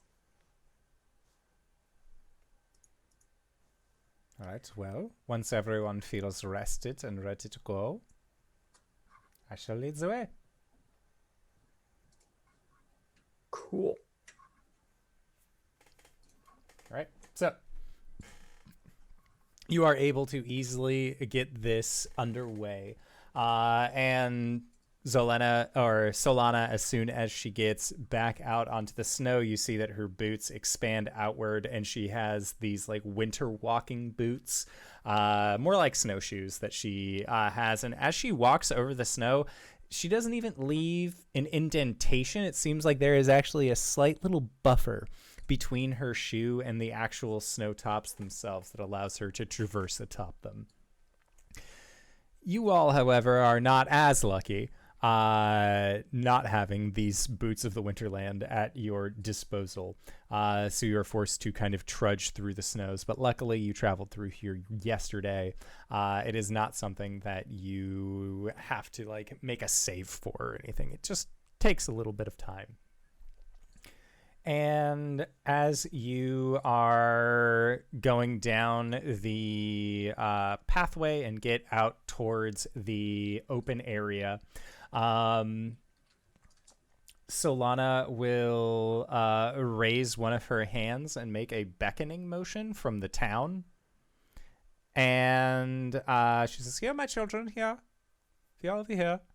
And as you are all making your way to this amphitheater of the ancients, to where the primordial can reawaken, you see that there is at least 20 or so scarecrows that seem to just be shambling their way out of town, making their way towards your group. And again, Solana was being truthful. Some of them do have like big frowns and like angry eyebrows. Other have like big smiles and yellow gloves that they're wearing on their hands. It looks like they were washing the dishes, that sort of thing. Like these scarecrows are a variety of humanoid types in terms of personality from what you can see based off of their overall gear. But they are all just like rat shamble making their way forward to this area where Solana is motioning them. When you get to this amphitheater, you see that it extends slightly down into a landing, down into a landing, down into a landing, and these gradual descents are never more than about a foot, half foot or so. It's very gradual, and you can see that there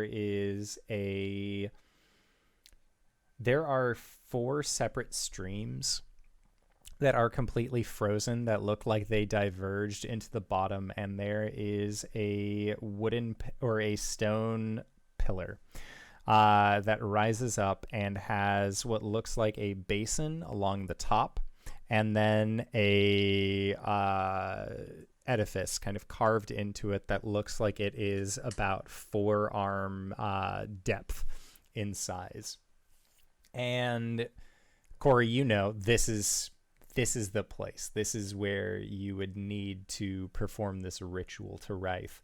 And as you are getting into this area, Arjhan and Caelum, you are making your defensive post for Arjhan to hold up in.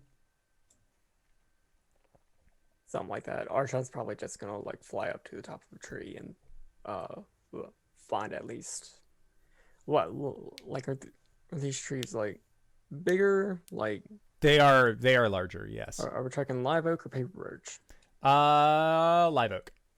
Okay, so yeah, he could definitely find like something just to like lay across and just like have a crossbow trained out. Yeah, and there are no leaves or anything like that on these wooded trees, so it makes having a pathway that you can see trained in most any direction relatively easy, except for like directly behind you, but that's big old fucking tree that's being able to hold you up.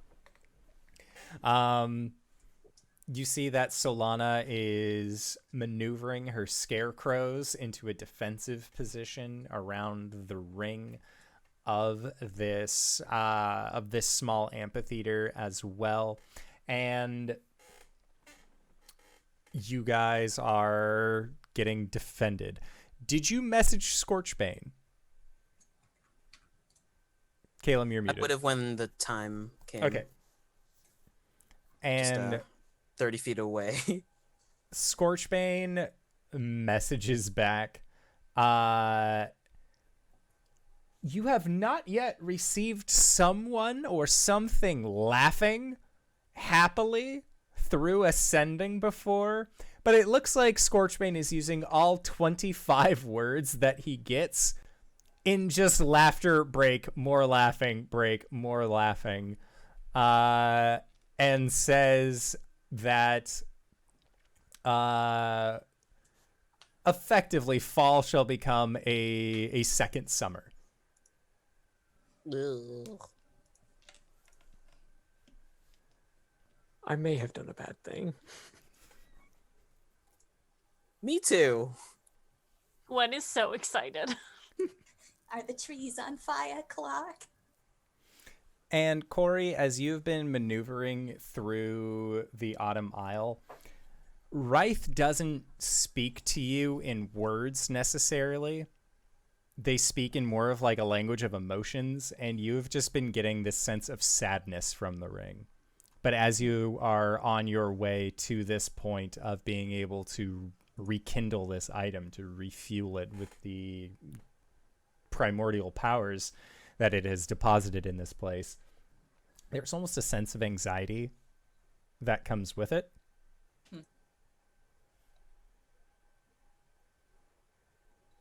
But you are all in this place. Cori, would you like to begin the ritual? Yes. She takes the branch and she coats her arm in the resin. She makes sure she's wearing the ring. And she holds the values of Wryth close as she lights up and gets started. Okay. So you coat your arm in this resin, hold on to the birch branch, and in the small bowl-like edifice, you know that there is normally, like, you have to have like this very fancy, like, well-to-do oil that's been passed down through blah blah blah. It's fine. That's normally just for pomp. So you fill a little bit of oil into the top of this bowl, and then sticking your arm into this edifice while holding on to the birch branch, arm alight, you can see that it begins to glow with this burning aura. And as it does, the oil atop the small bowl on the stone begins to bubble. And as it does, one of the bubbles pops and a little bit of vapor escapes. A couple of the other bubbles pop and more vapor escapes. And as it does, Cori, you take a deep breath in and your vision goes dark and you are no longer cold and you are no longer in this place. Physically, you still are, but you have entered into the ritual. The rest of you can see that as Cori begins to do this, that there is like a groaning sound that fills this amphitheater, and that groaning sound is then met with a breaking, and it seems like that strain break continues to grow, and you just hear it kind of course out in every direction from where you are. And you see, looking around, that those 4 streams that led into the base of this amphitheater, that sheet of ice that was over them, is developing cracks. And those cracks are shooting up in the directions of where those streams are. The sky above you begins to darken, and it begins to snow more heavily. And as it continues to snow, you see that it reaches a point above you and then dissipates. Seems like Solana was able to set up wards in time to prevent snowfall from entering into this area, but it is not enough to protect you from what you see at the edges coming into the woods. And Gwen, just like before, where you had seen what looked like hundreds of thousands of these winter eladrin making their way forward, you see spaced out about 100 feet between them winter eladrin, winter eladrin, winter eladrin, winter eladrin. And the remarkable thing that you notice about all of them is that they have the same armor. And this armor doesn't look like a master's armor. This doesn't look like someone with like nobility and training would wear. This almost looks like a student's armor on the front, and they have on their side hilt what looks like, again, more almost like a beginner's sword. This isn't, from what you can see, a soldier. This is not somebody well trained until you see their helm. And the helm comes down over their face and creates this deepened visage around the eyes where you can see wisps of glowing blue energy coming out from those eye holes, with a straight slit down towards the front where you can see a little bit of this individual's facial expression. Make a perception check.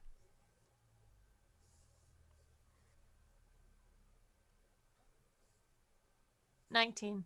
With a 19, you can see that while their expression is firm and full of purpose, there is what looks like tension coming from lines down from their eyes.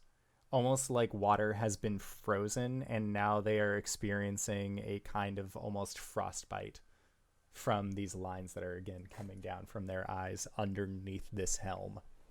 And they all look the same?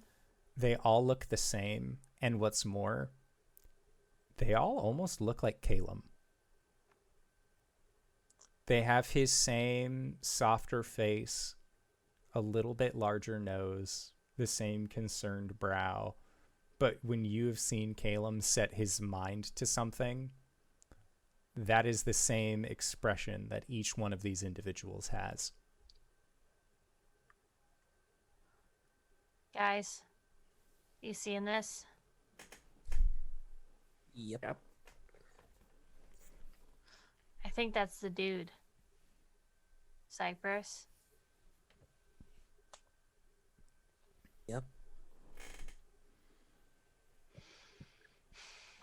I mean, his weapon's basic, but he looks like he's means business. If he's a Caelum, then he has magic, and I don't know what kind, but I mean, obviously I has magic, but like beyond that. So everyone just be careful.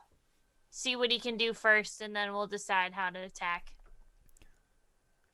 And Gwen, when you say, let's see what he can do first, you see one of them grab their sword hilt, and almost like dominoes falling, every other one of these winter Caelins also grabs their sword hilt.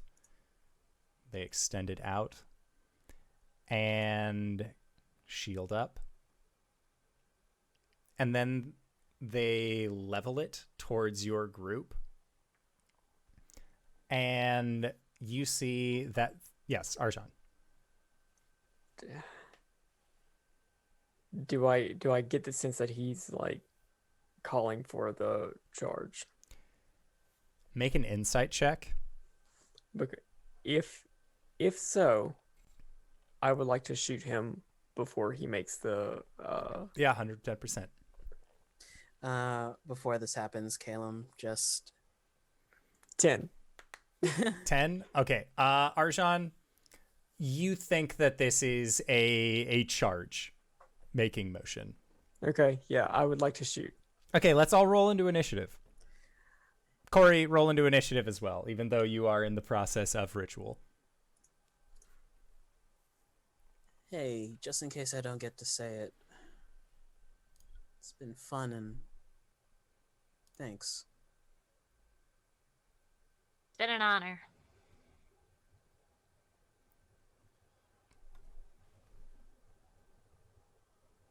Die. What? This is not where we die. You have been the best twin I could have ever asked for. Oh my god. Only know you a 17. day. 17. 16. Okay. Thank you. 16 from me. 7. 13 for me. Okay, so let us do a little bit of rearranging to column B. There we go. All right, so Arjhan, you were the first one to prep in case anything went wrong, so we will start with you. Okay, I would like to take a shot at the one leading the thing. Okay. The one that looks like the starter domino. Yeah, the one that looks like he's yeah. Is he less than 100 feet away? Yeah. What does a 22 get me? A 22 will hit. That is 10 points of force damage. Okay. Do I only get the one shot? No. Okay. A 24 will certainly hit Okay, so for 24. 14. Yeah. For 14 more points. Will a 16 hit? 16. Let me check. A 16 does not hit. Oh no. Okay. And you That was my see, action. like, after the first two bolts, this one raises up its shield, and just the shield takes the third bolt. Okay, so then it would be its turn as we go to the top of the initiative order. So it is going to point its sword down towards your group. So I need Caelum, Gwen, and Caelum and Gwen to make this save.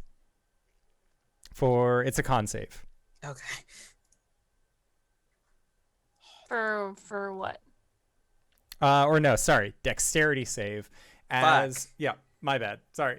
As this figure, after it levels its sword towards your group, points it towards the cloud cover above, as shards of ice began to shoot down from the cloud cover and actually pierce directly through this like anti-snow shield that Solana has set up. It seems like, again, it was more of a non-detection spell, not a invulnerability against a magic aura.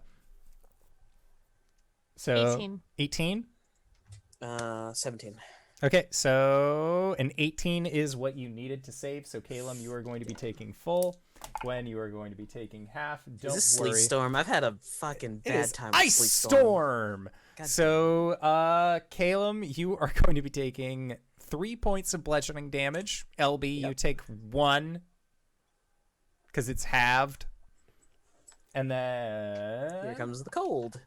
Here comes the cold. Here comes the... y'all don't really want it now. No, we don't. 12, 14, 19 points of cold damage. Do I take full or half? You would take half of that. Because you succeeded on your save. So that was that one's turn. Next up is going to be second figure who saw Arjhan blasting out of a tree. So they are going to also cast a ice storm towards you, Arjhan, while you were up in the tree. So make a dex save. Give me 1 second. I'm assuming that I am prone because that's how I would have put myself. Okay. That does not change my saves. Okay.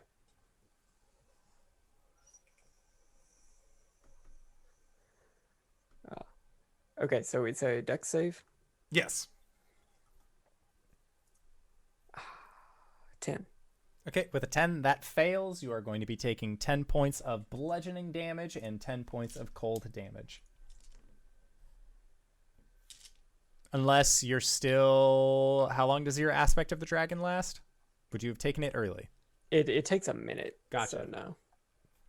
Or it lasts 1 minute, so no. Okay, sounds good. So that is their turn. Next up, Gwen. Hey, Gwen would like to tiny rage. Okay. And Gwen, you see that there are about 5 of these winter eladrin that are making their way into the amphitheater. It seems like there are more that you can see, but like the scarecrows are currently involved with them, doing their best to like bat against them. Other things that you see are like trees bending arms to try and swat at them. Okay. Gwen's gonna pull out the Runtax and start attacking. I'm gonna do 2 attacks on one. It depends on, I guess, how much damage they take. Does I assume a 26 hits? Yeah, 26 will hit. And a 14 does not? A 14 does not. Are you attacking one of the figures that is already acted? Yes. Okay, cool. Whoever's closest. Whoever's closest would be one that has not gone yet to you. That's fine. Yep. All right. That is going to be 16 damage. Okay. Yavel. You did it. Yeah. Okay, next up is Caelum. So there are people walking in. Yes. Okay, sorry. There are about 5 of them, each spaced along the lip of this amphitheater, about 100 feet away from each other.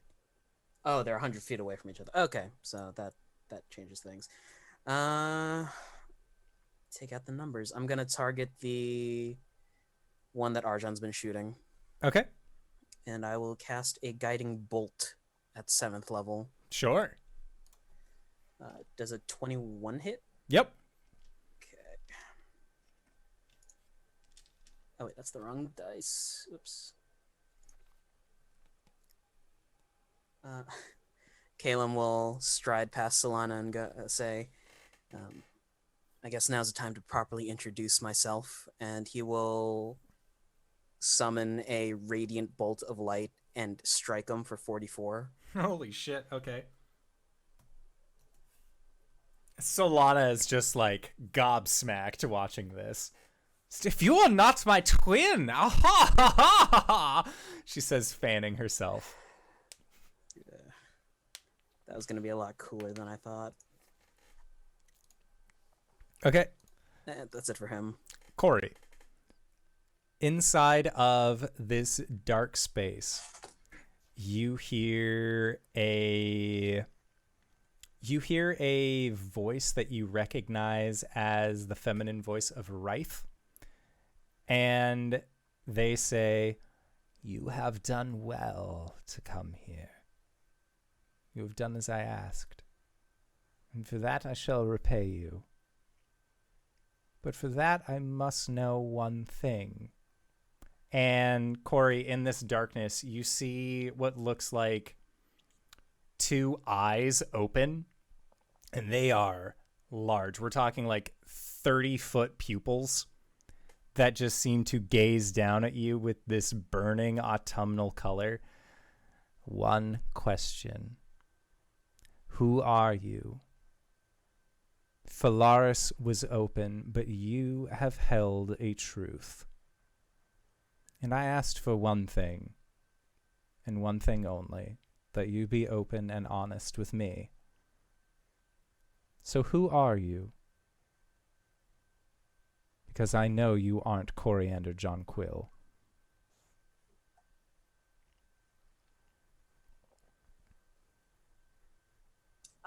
She stands, kind of sets her jaw, and she puts her hands into fists, and she says, "I'm the person who's willing to do what it takes to get this done." And as you say that, it is now time for the next figure's turn in the initiative order.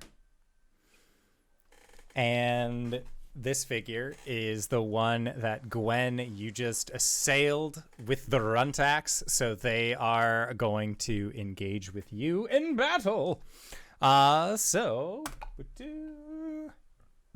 does 19 hit? Yep. Okay, so you are going to be taking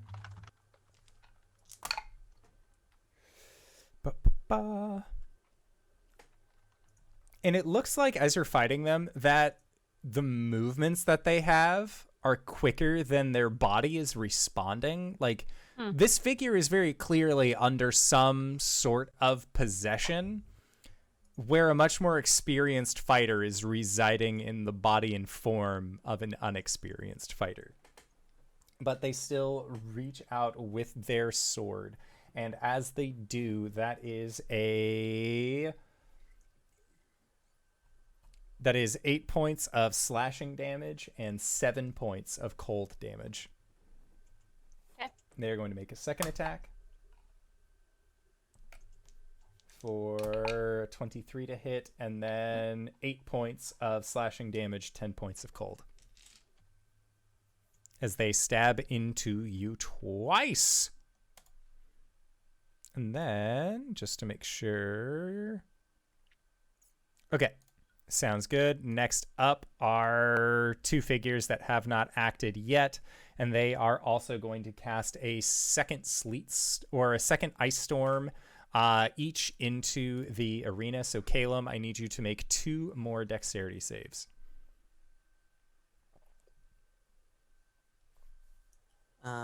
18 on one, and the other one is a 6. Okay, so you will take half of this for the 18 as you saved.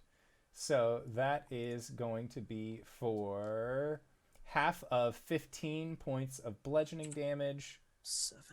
And half of 13 ice damage. 6. Okay. And then the second one, you will take the full of 6 points of bludgeoning and 11 points of cold. I need to do math. Okay, and then Arjhan, it is your turn again. Alright. For my action, I would like to take Aspect of the White Dragon. That's my turn. Okay. Sounds good. No bonus action, anything like that? Nope. Okay. Next up is the first figure that currently is glowing due to Caelum's energy, and they are going to come up towards you, Caelum, as you had to rush forward in order to be able to actually attack them. I take a reaction. Okay. I cast Inflict Wound at 6th level on him. Okay. Make your attack. Yeah, that's all right.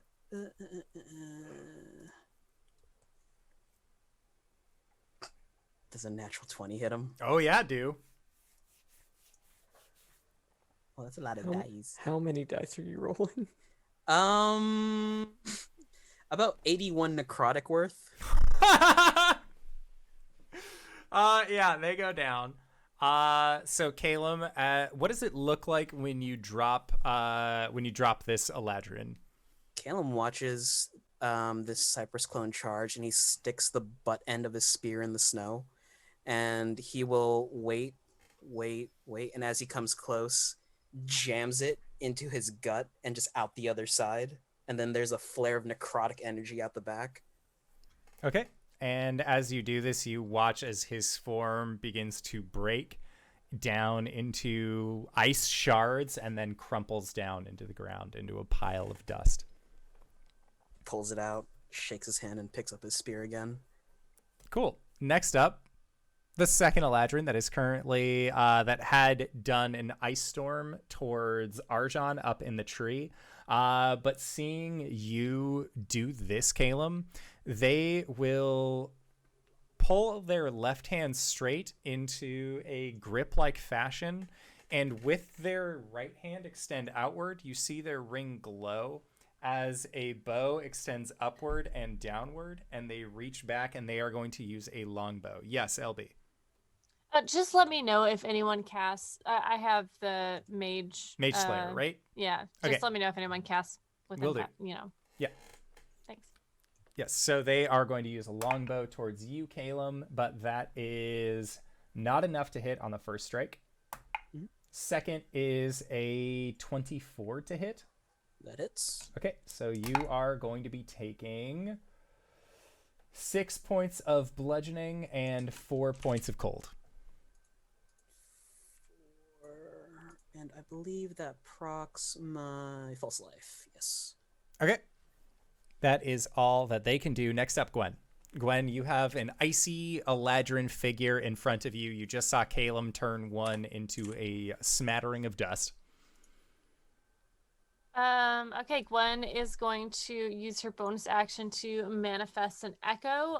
She's going to manifest Salamarn on the other side, like next to a different one, maybe one that's accosting one of my friends. Okay. As long as it's within. Caelum has one directly on him. Fair. Okay, I'll put one there. So Gwen's going to attack the one that is in front of her. Recklessly. Reckless. That's going to be a 22 on the first hit and almost a crit.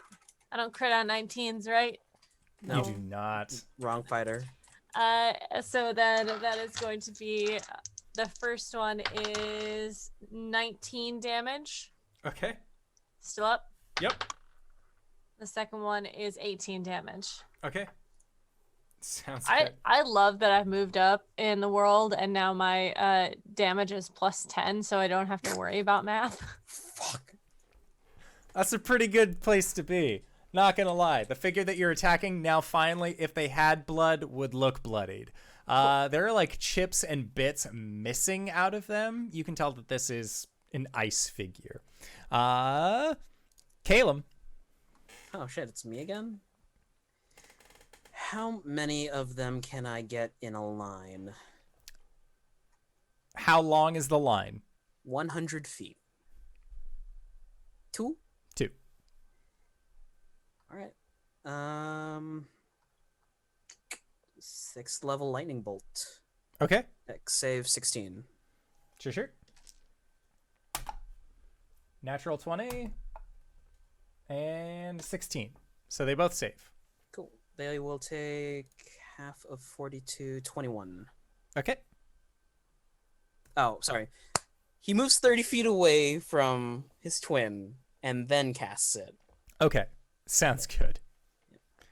So then next up, Cori. Cori, you see these two eyes then leer down towards you. Is that all? The one who's going to get it done.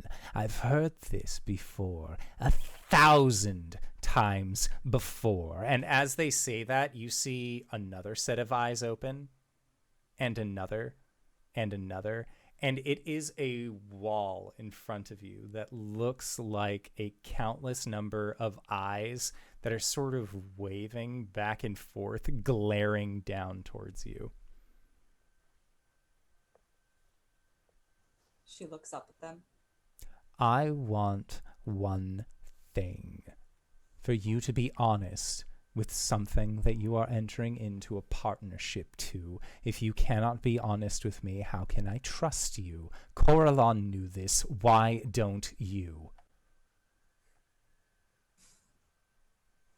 I am the Caelum of the Fallen Leaves. I am a paladin of Coralon. I am the emissary of Arask, revenant of the Raven Queen, keeper of the name of fire. If I give my true name to you, how do I know that I won't wind up just the same as Cypress?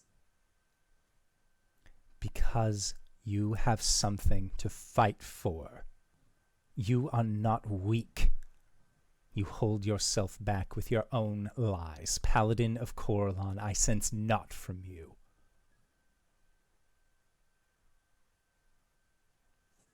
For when you gaze into the water, do you see a paladin? Or do you see a broken reflection of what you should be? I think tears of shame start to spill down her cheeks, but she furrows her brow. Okay. Next up is the figure that Gwen, you have been laying into. They are going to be stabbing towards you. They have advantage. They got a natural 20, so thank you. So, Gwen, you are going to be taking 9 points of bludgeoning and then 11 points of cold. Then second attack is a 16 to hit. Matches. Okay. I'm not hard to hit. And then that is going to be for 5 points of slashing and 3 points of cold. That is all that they are going to do. Next up is one of the figures that Caelum just got done lightning bolting. They're going to rush up towards Caelum and try and stab you. Would you like to use your reaction to attack them when they get close? I'll use a level 1 slot for this, but it's going to be an inflict wounds again. Okay. Sounds good. 24 That'll hit. for 17 necrotic. Okay. Sounds good. They are not down. They are still going to attack you. So that is going to be for 6 points of slashing and 5 points of cold. And then second attack is a 23 to hit for 8 points of slashing and 6 points of cold. Next up is the other figure that was lightning bolted. They are going to also pull back into an icy bow and attempt to shoot Arjhan. Arjhan, you're still prone. Okay, so they will have disadvantage on this. I don't think that a 14 hits Arjhan. It does not. And less than a 14 certainly does not hit. So 2 of these icy bolts shoot out towards you. Next up is the other one that was currently taking icy shots towards Caelum. They are going to continue to do so. So Caelum, does a 25 hit you? Yep, you want to hit a 17. Okay, cool. They are going to deal 8 points of piercing and 3 points of cold. Mhm. And then same roll as last time. For 6 points of piercing and 10 points of cold. I lost a dice. That's okay. Next up, Gwen. All right. I'm going to attack the one in front of me, recklessly. See if I can get him down. That's what, 22 Okay. for 18 damage. Sure. And then if he's not down, I attack again. He's not down. Okay. That's 20 Okay. for... Oh, that was a 2. That was a 1. 16 damage. Okay.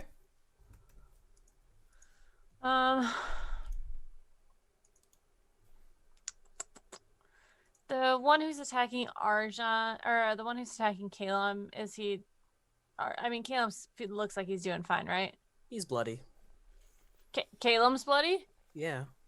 Okay, I'm going to then unleash Incarnation and have Salamarn attack that guy. Okay. So it's 1 attack. That's a 26. Yeah, that'll hit. Okay. For 16 damage. Okay. Boom. Turn done. All right, Caelum. He's gonna overcharge. They're not going after Cori, correct? It does not look like they are going after Cori, as she is currently unconscious. They seem to be focusing on the rest of you protecting her. He's going to overcharge a Tensor's transformation. Okay. Roll me a d20. Yep.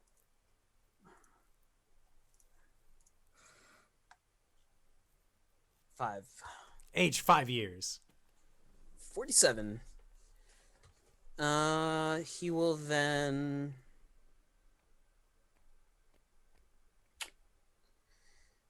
use his Blessing of the Raven Queen to TP. Well, they have... No, he's just going to park up there. That's his turn. Okay. Yeah. Sounds good. So then next up, Cori. This creature that is staring down at you with over 1,000 eyes, saying that you are not a paladin of Corellon. You have tears in your eyes, and you are trying your best to save face in front of them. What do you do?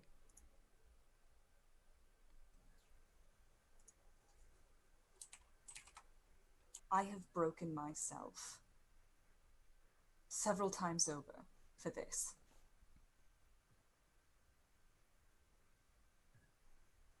No one stays the same. Yes, I've changed. Maybe I'm not Coriander anymore. But I am still here. If you want the name, come and take it. And as you say that, you watch as each of these eyes seem to burn with a orangish flame that seems to flicker from them, and it starts at the top, and as it works its way down, each one of these eyes igniting, you see that it all connects at the very base to what looks like an impossibly large fox that looks towards you, and they smile and say, "The essence of autumn is change. I just need to know who I'm changing with. So tell me, and I promise it will stay between you and I. Who are you?"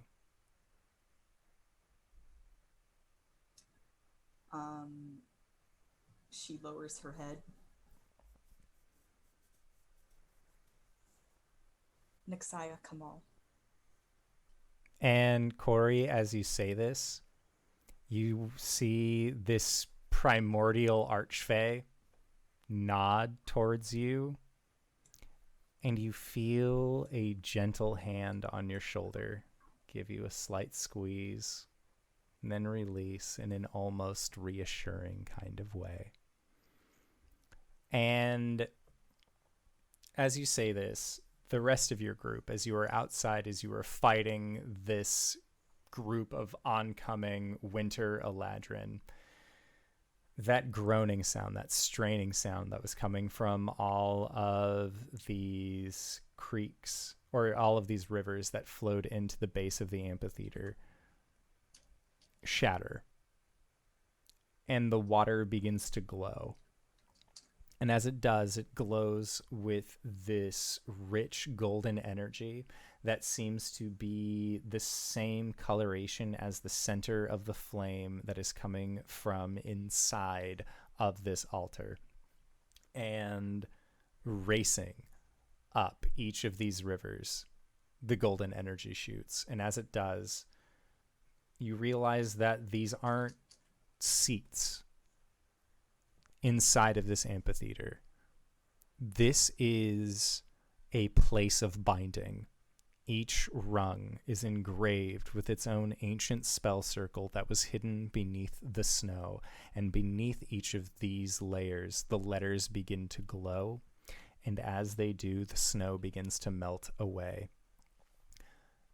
As the snow melts away, the trees nearby begin to quickly grow and bud new leaves. And these leaves get to the perfect point of aging where they are crisp and golden and bright auburn. And it is a beautiful fall scene that seems to push back against the forces of winter that are trying to make themselves here, that are trying to make themselves known, to the point where these figures that have been laying into you begin to melt. And looking over towards Cori, you can see that this golden energy has wreathed around her and is flickering back and forth very quickly. Next up are one of these individuals that are going to try and stab out towards you, Gwen. They will have disadvantage, but that evens out because you recklessly attacked them last turn. Correct. Yes, Okay. I think. I don't know. Yes, let's say yes. Okay, so they got an 18. So Gwen, you are going to be taking 5 points of slashing, 8 points of cold. Then on the first one or second attack, they fail. Next is the one that is directly on Caelum. Caelum, you have formed this Tensor's transformation. They have disadvantage on their attack against you. They fail on the first strike with a 6. That is a wasted natural 20 for another 6. And the third one is also going to try and shoot out towards Arjhan, but with disadvantage. Arjhan, I'm going to guess that a 9 fails, but does an 18. 18 just hits. Okay, so you are going to be taking 7 points of piercing and 3 points of cold. Has the cold been halved? The cold is not. I have gained right. resistance. So cold. you would take 1. And then Arjhan, it is your turn. Okay, can you describe the layout of little ice figures and how many I can get within a 30-foot line? Within a 30-foot line, you can get 2 of them, but you would also get Caelum, or you could get 1 of them and not hit Caelum. Are there only 2? There are 3 total. It's just one of them is like 100 feet away from the other. So in a 30-foot line, it would not hit. Okay. Hunter's Mark. The one on Caelum. There. Okay. I would like to jump out of the tree and start taking shots out of it, or at it. At that one. Okay.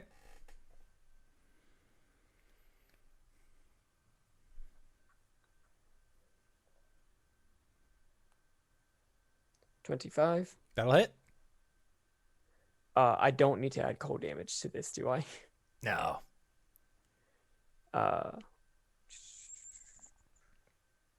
10 points of force damage for the first one. Okay. 25 for the second. And you said this was the one that was on Gwen? Caelum. Caelum. Okay, cool. Gotcha. 12 more points on that one. Okay. 26 will hit. Yeah.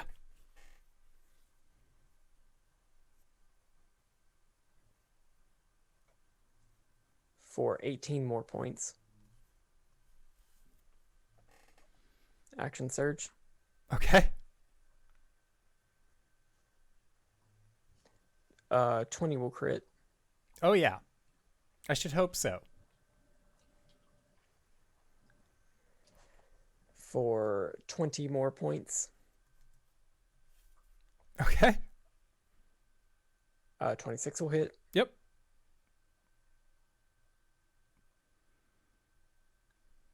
Nine. That one also goes down.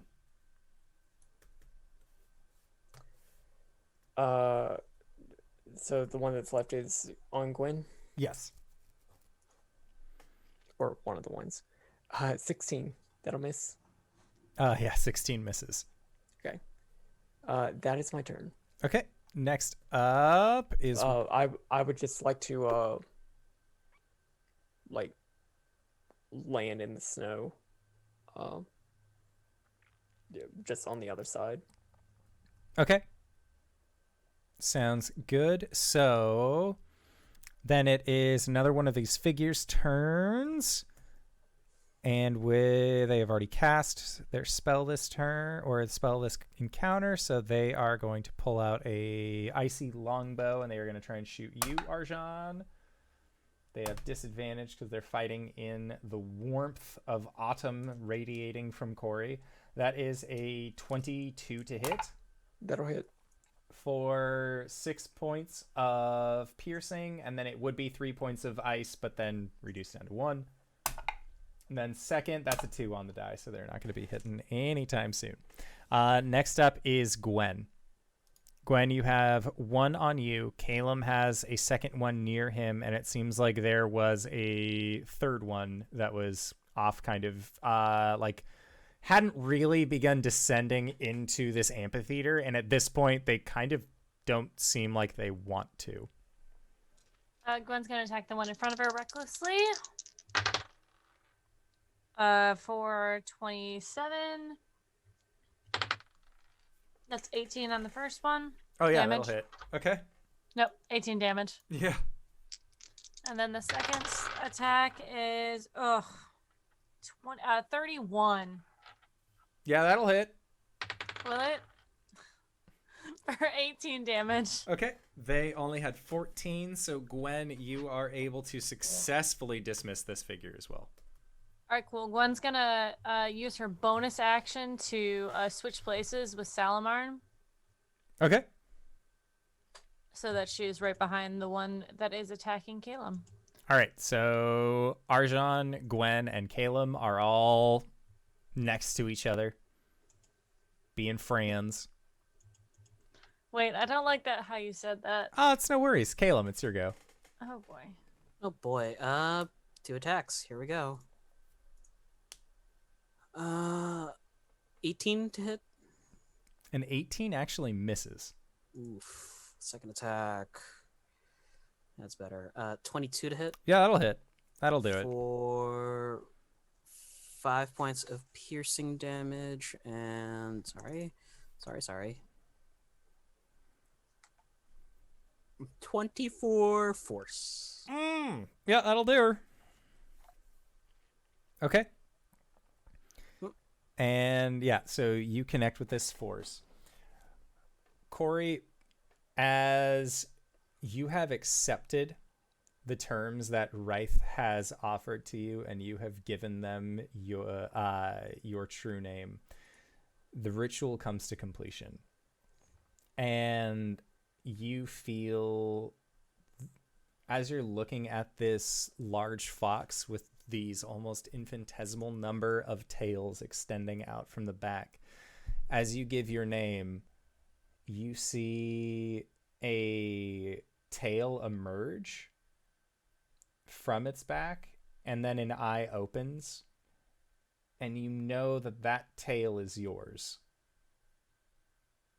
That one you are connected with out of all of these others, and you get the sense that each of the tails that are on the back of this fox are representative of the Caelum that has used Wryth to be their companion primordial.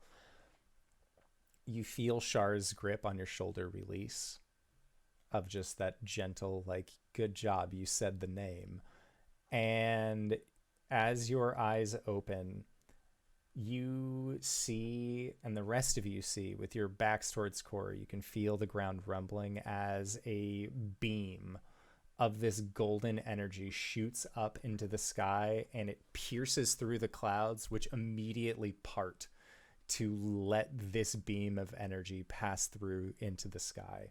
And the area around you begins to melt. A lot of the scarecrows that Solana has been commanding, as she has been off to the side during this battle, making sure that the back half of you guys was not also then encroached upon.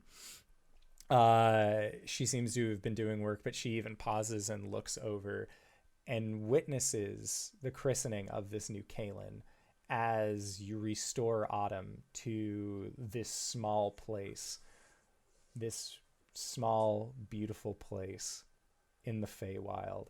And Cori, you can feel Wryth is at peace. Wryth is happy with the decision that you have made. And then the lot of you hear the sound of leathery wings in the distance. And looking in the direction, like a comet shooting through the sky, bright and red, the draconic backup that you called for during this situation, who has now seen their opening. And they pierce through the heavy cloud cover of the winter sky, and with a deep breath, breathe ancient fire onto the forest of the Autumn Isle. And they go in stretches, and they are igniting the Isle of Autumn. And as Scorchbane, laughing as he sets this place ablaze, passes by in your peripherals, doing exactly what he said that he would, that is where we are going to call it for tonight's session. So I would like to say, first and foremost, thank you to everybody who decided to stop by and join us for this wonderful game. I'm having a blast in the Feywild. Wowee. What a great time. Hey, speaking of great times, RJ, where can we find you? What do you do? Hey everybody, I'm RJ, and you can catch me here on the Indoor Adventures on Sundays and Mondays at the appropriate times, but also on RJustice282 on Twitter and Twitch, where I sometimes do nerdy things and also play video games with some chaos involved. You can catch me over at G Game Nights on Thursday for our grand finale of Elegant Suffering. And yeah, that's actually it. DanaeKeener.com. DanaeKeener.com. Hi, I'm LBHackEmUp. You can find me at LBHackEmUp on the Twitters and Twitches. Tomorrow I'll be playing on my own channel, LBHackEmUp, on Twitch. I'm probably going to be playing some Dead by Daylight because I've been playing a lot of that, unless some people are free. And then I'm going to play Monster Camp, which is the new game from the people who made Monster Prom. It's a lot longer than Monster Prom. Fair warning, there is no short game. It is just the 2-hour-long game. Fair. We make it 3. But yeah, that'll do. And then tomorrow night I'll be playing in a Heroes and Masks game on G Game Nights. On Wednesday I'll be on Nerd Immersion's channel doing Rada 7 Parts, which we're coming to the finale of soon, not next week but soon. And then Thursday I will be on the finale of Elegant Suffering as my girl. Hopefully I get to fuck some people up with my fucking sword. because goddamn, the Colonel's pissed. And yeah, Did you say the Thank- Colonel? yeah, I'm playing a Colonel. Her name is Colonel Annabelle Breyer. I was thinking KFC man. Sorry. No. Nobody needs to touch the KFC dating sim. DanaeKeener.com. Hoi! I'm Cyber. Cyberwolf1.live has most of my stuff. It's got the YouTube, it's got the Twitch. God. November, I don't know what my overall streaming schedule is going to be, but I know this Saturday we're going to have some chill lo-fi gameplay to rage and relax to as we go through Werewolf the Apocalypse: Heart of the Forest. So that should be a fun time. I have a lot to say about that game. Yeah. Check out Jabroni TV. It's got a lot of cool stuff. I ran an Urban Shadows one shot, and it's 5 hours long.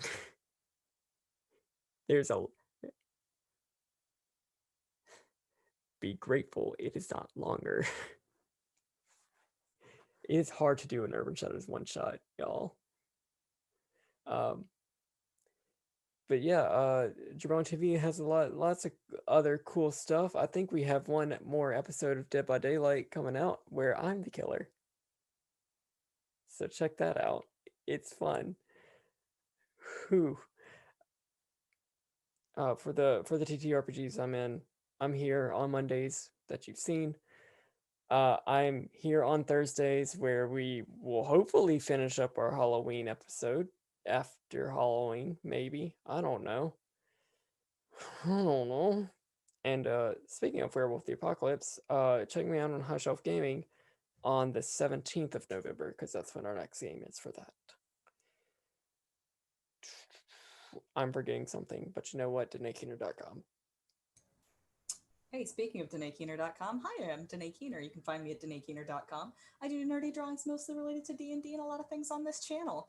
I play as Cori under the Aldrin Paladin on Mondays, and on Sundays I'm right here during our Doom of Annihilation game, playing as Baz the Drow Rogue Fighter. DanaeKeener.com.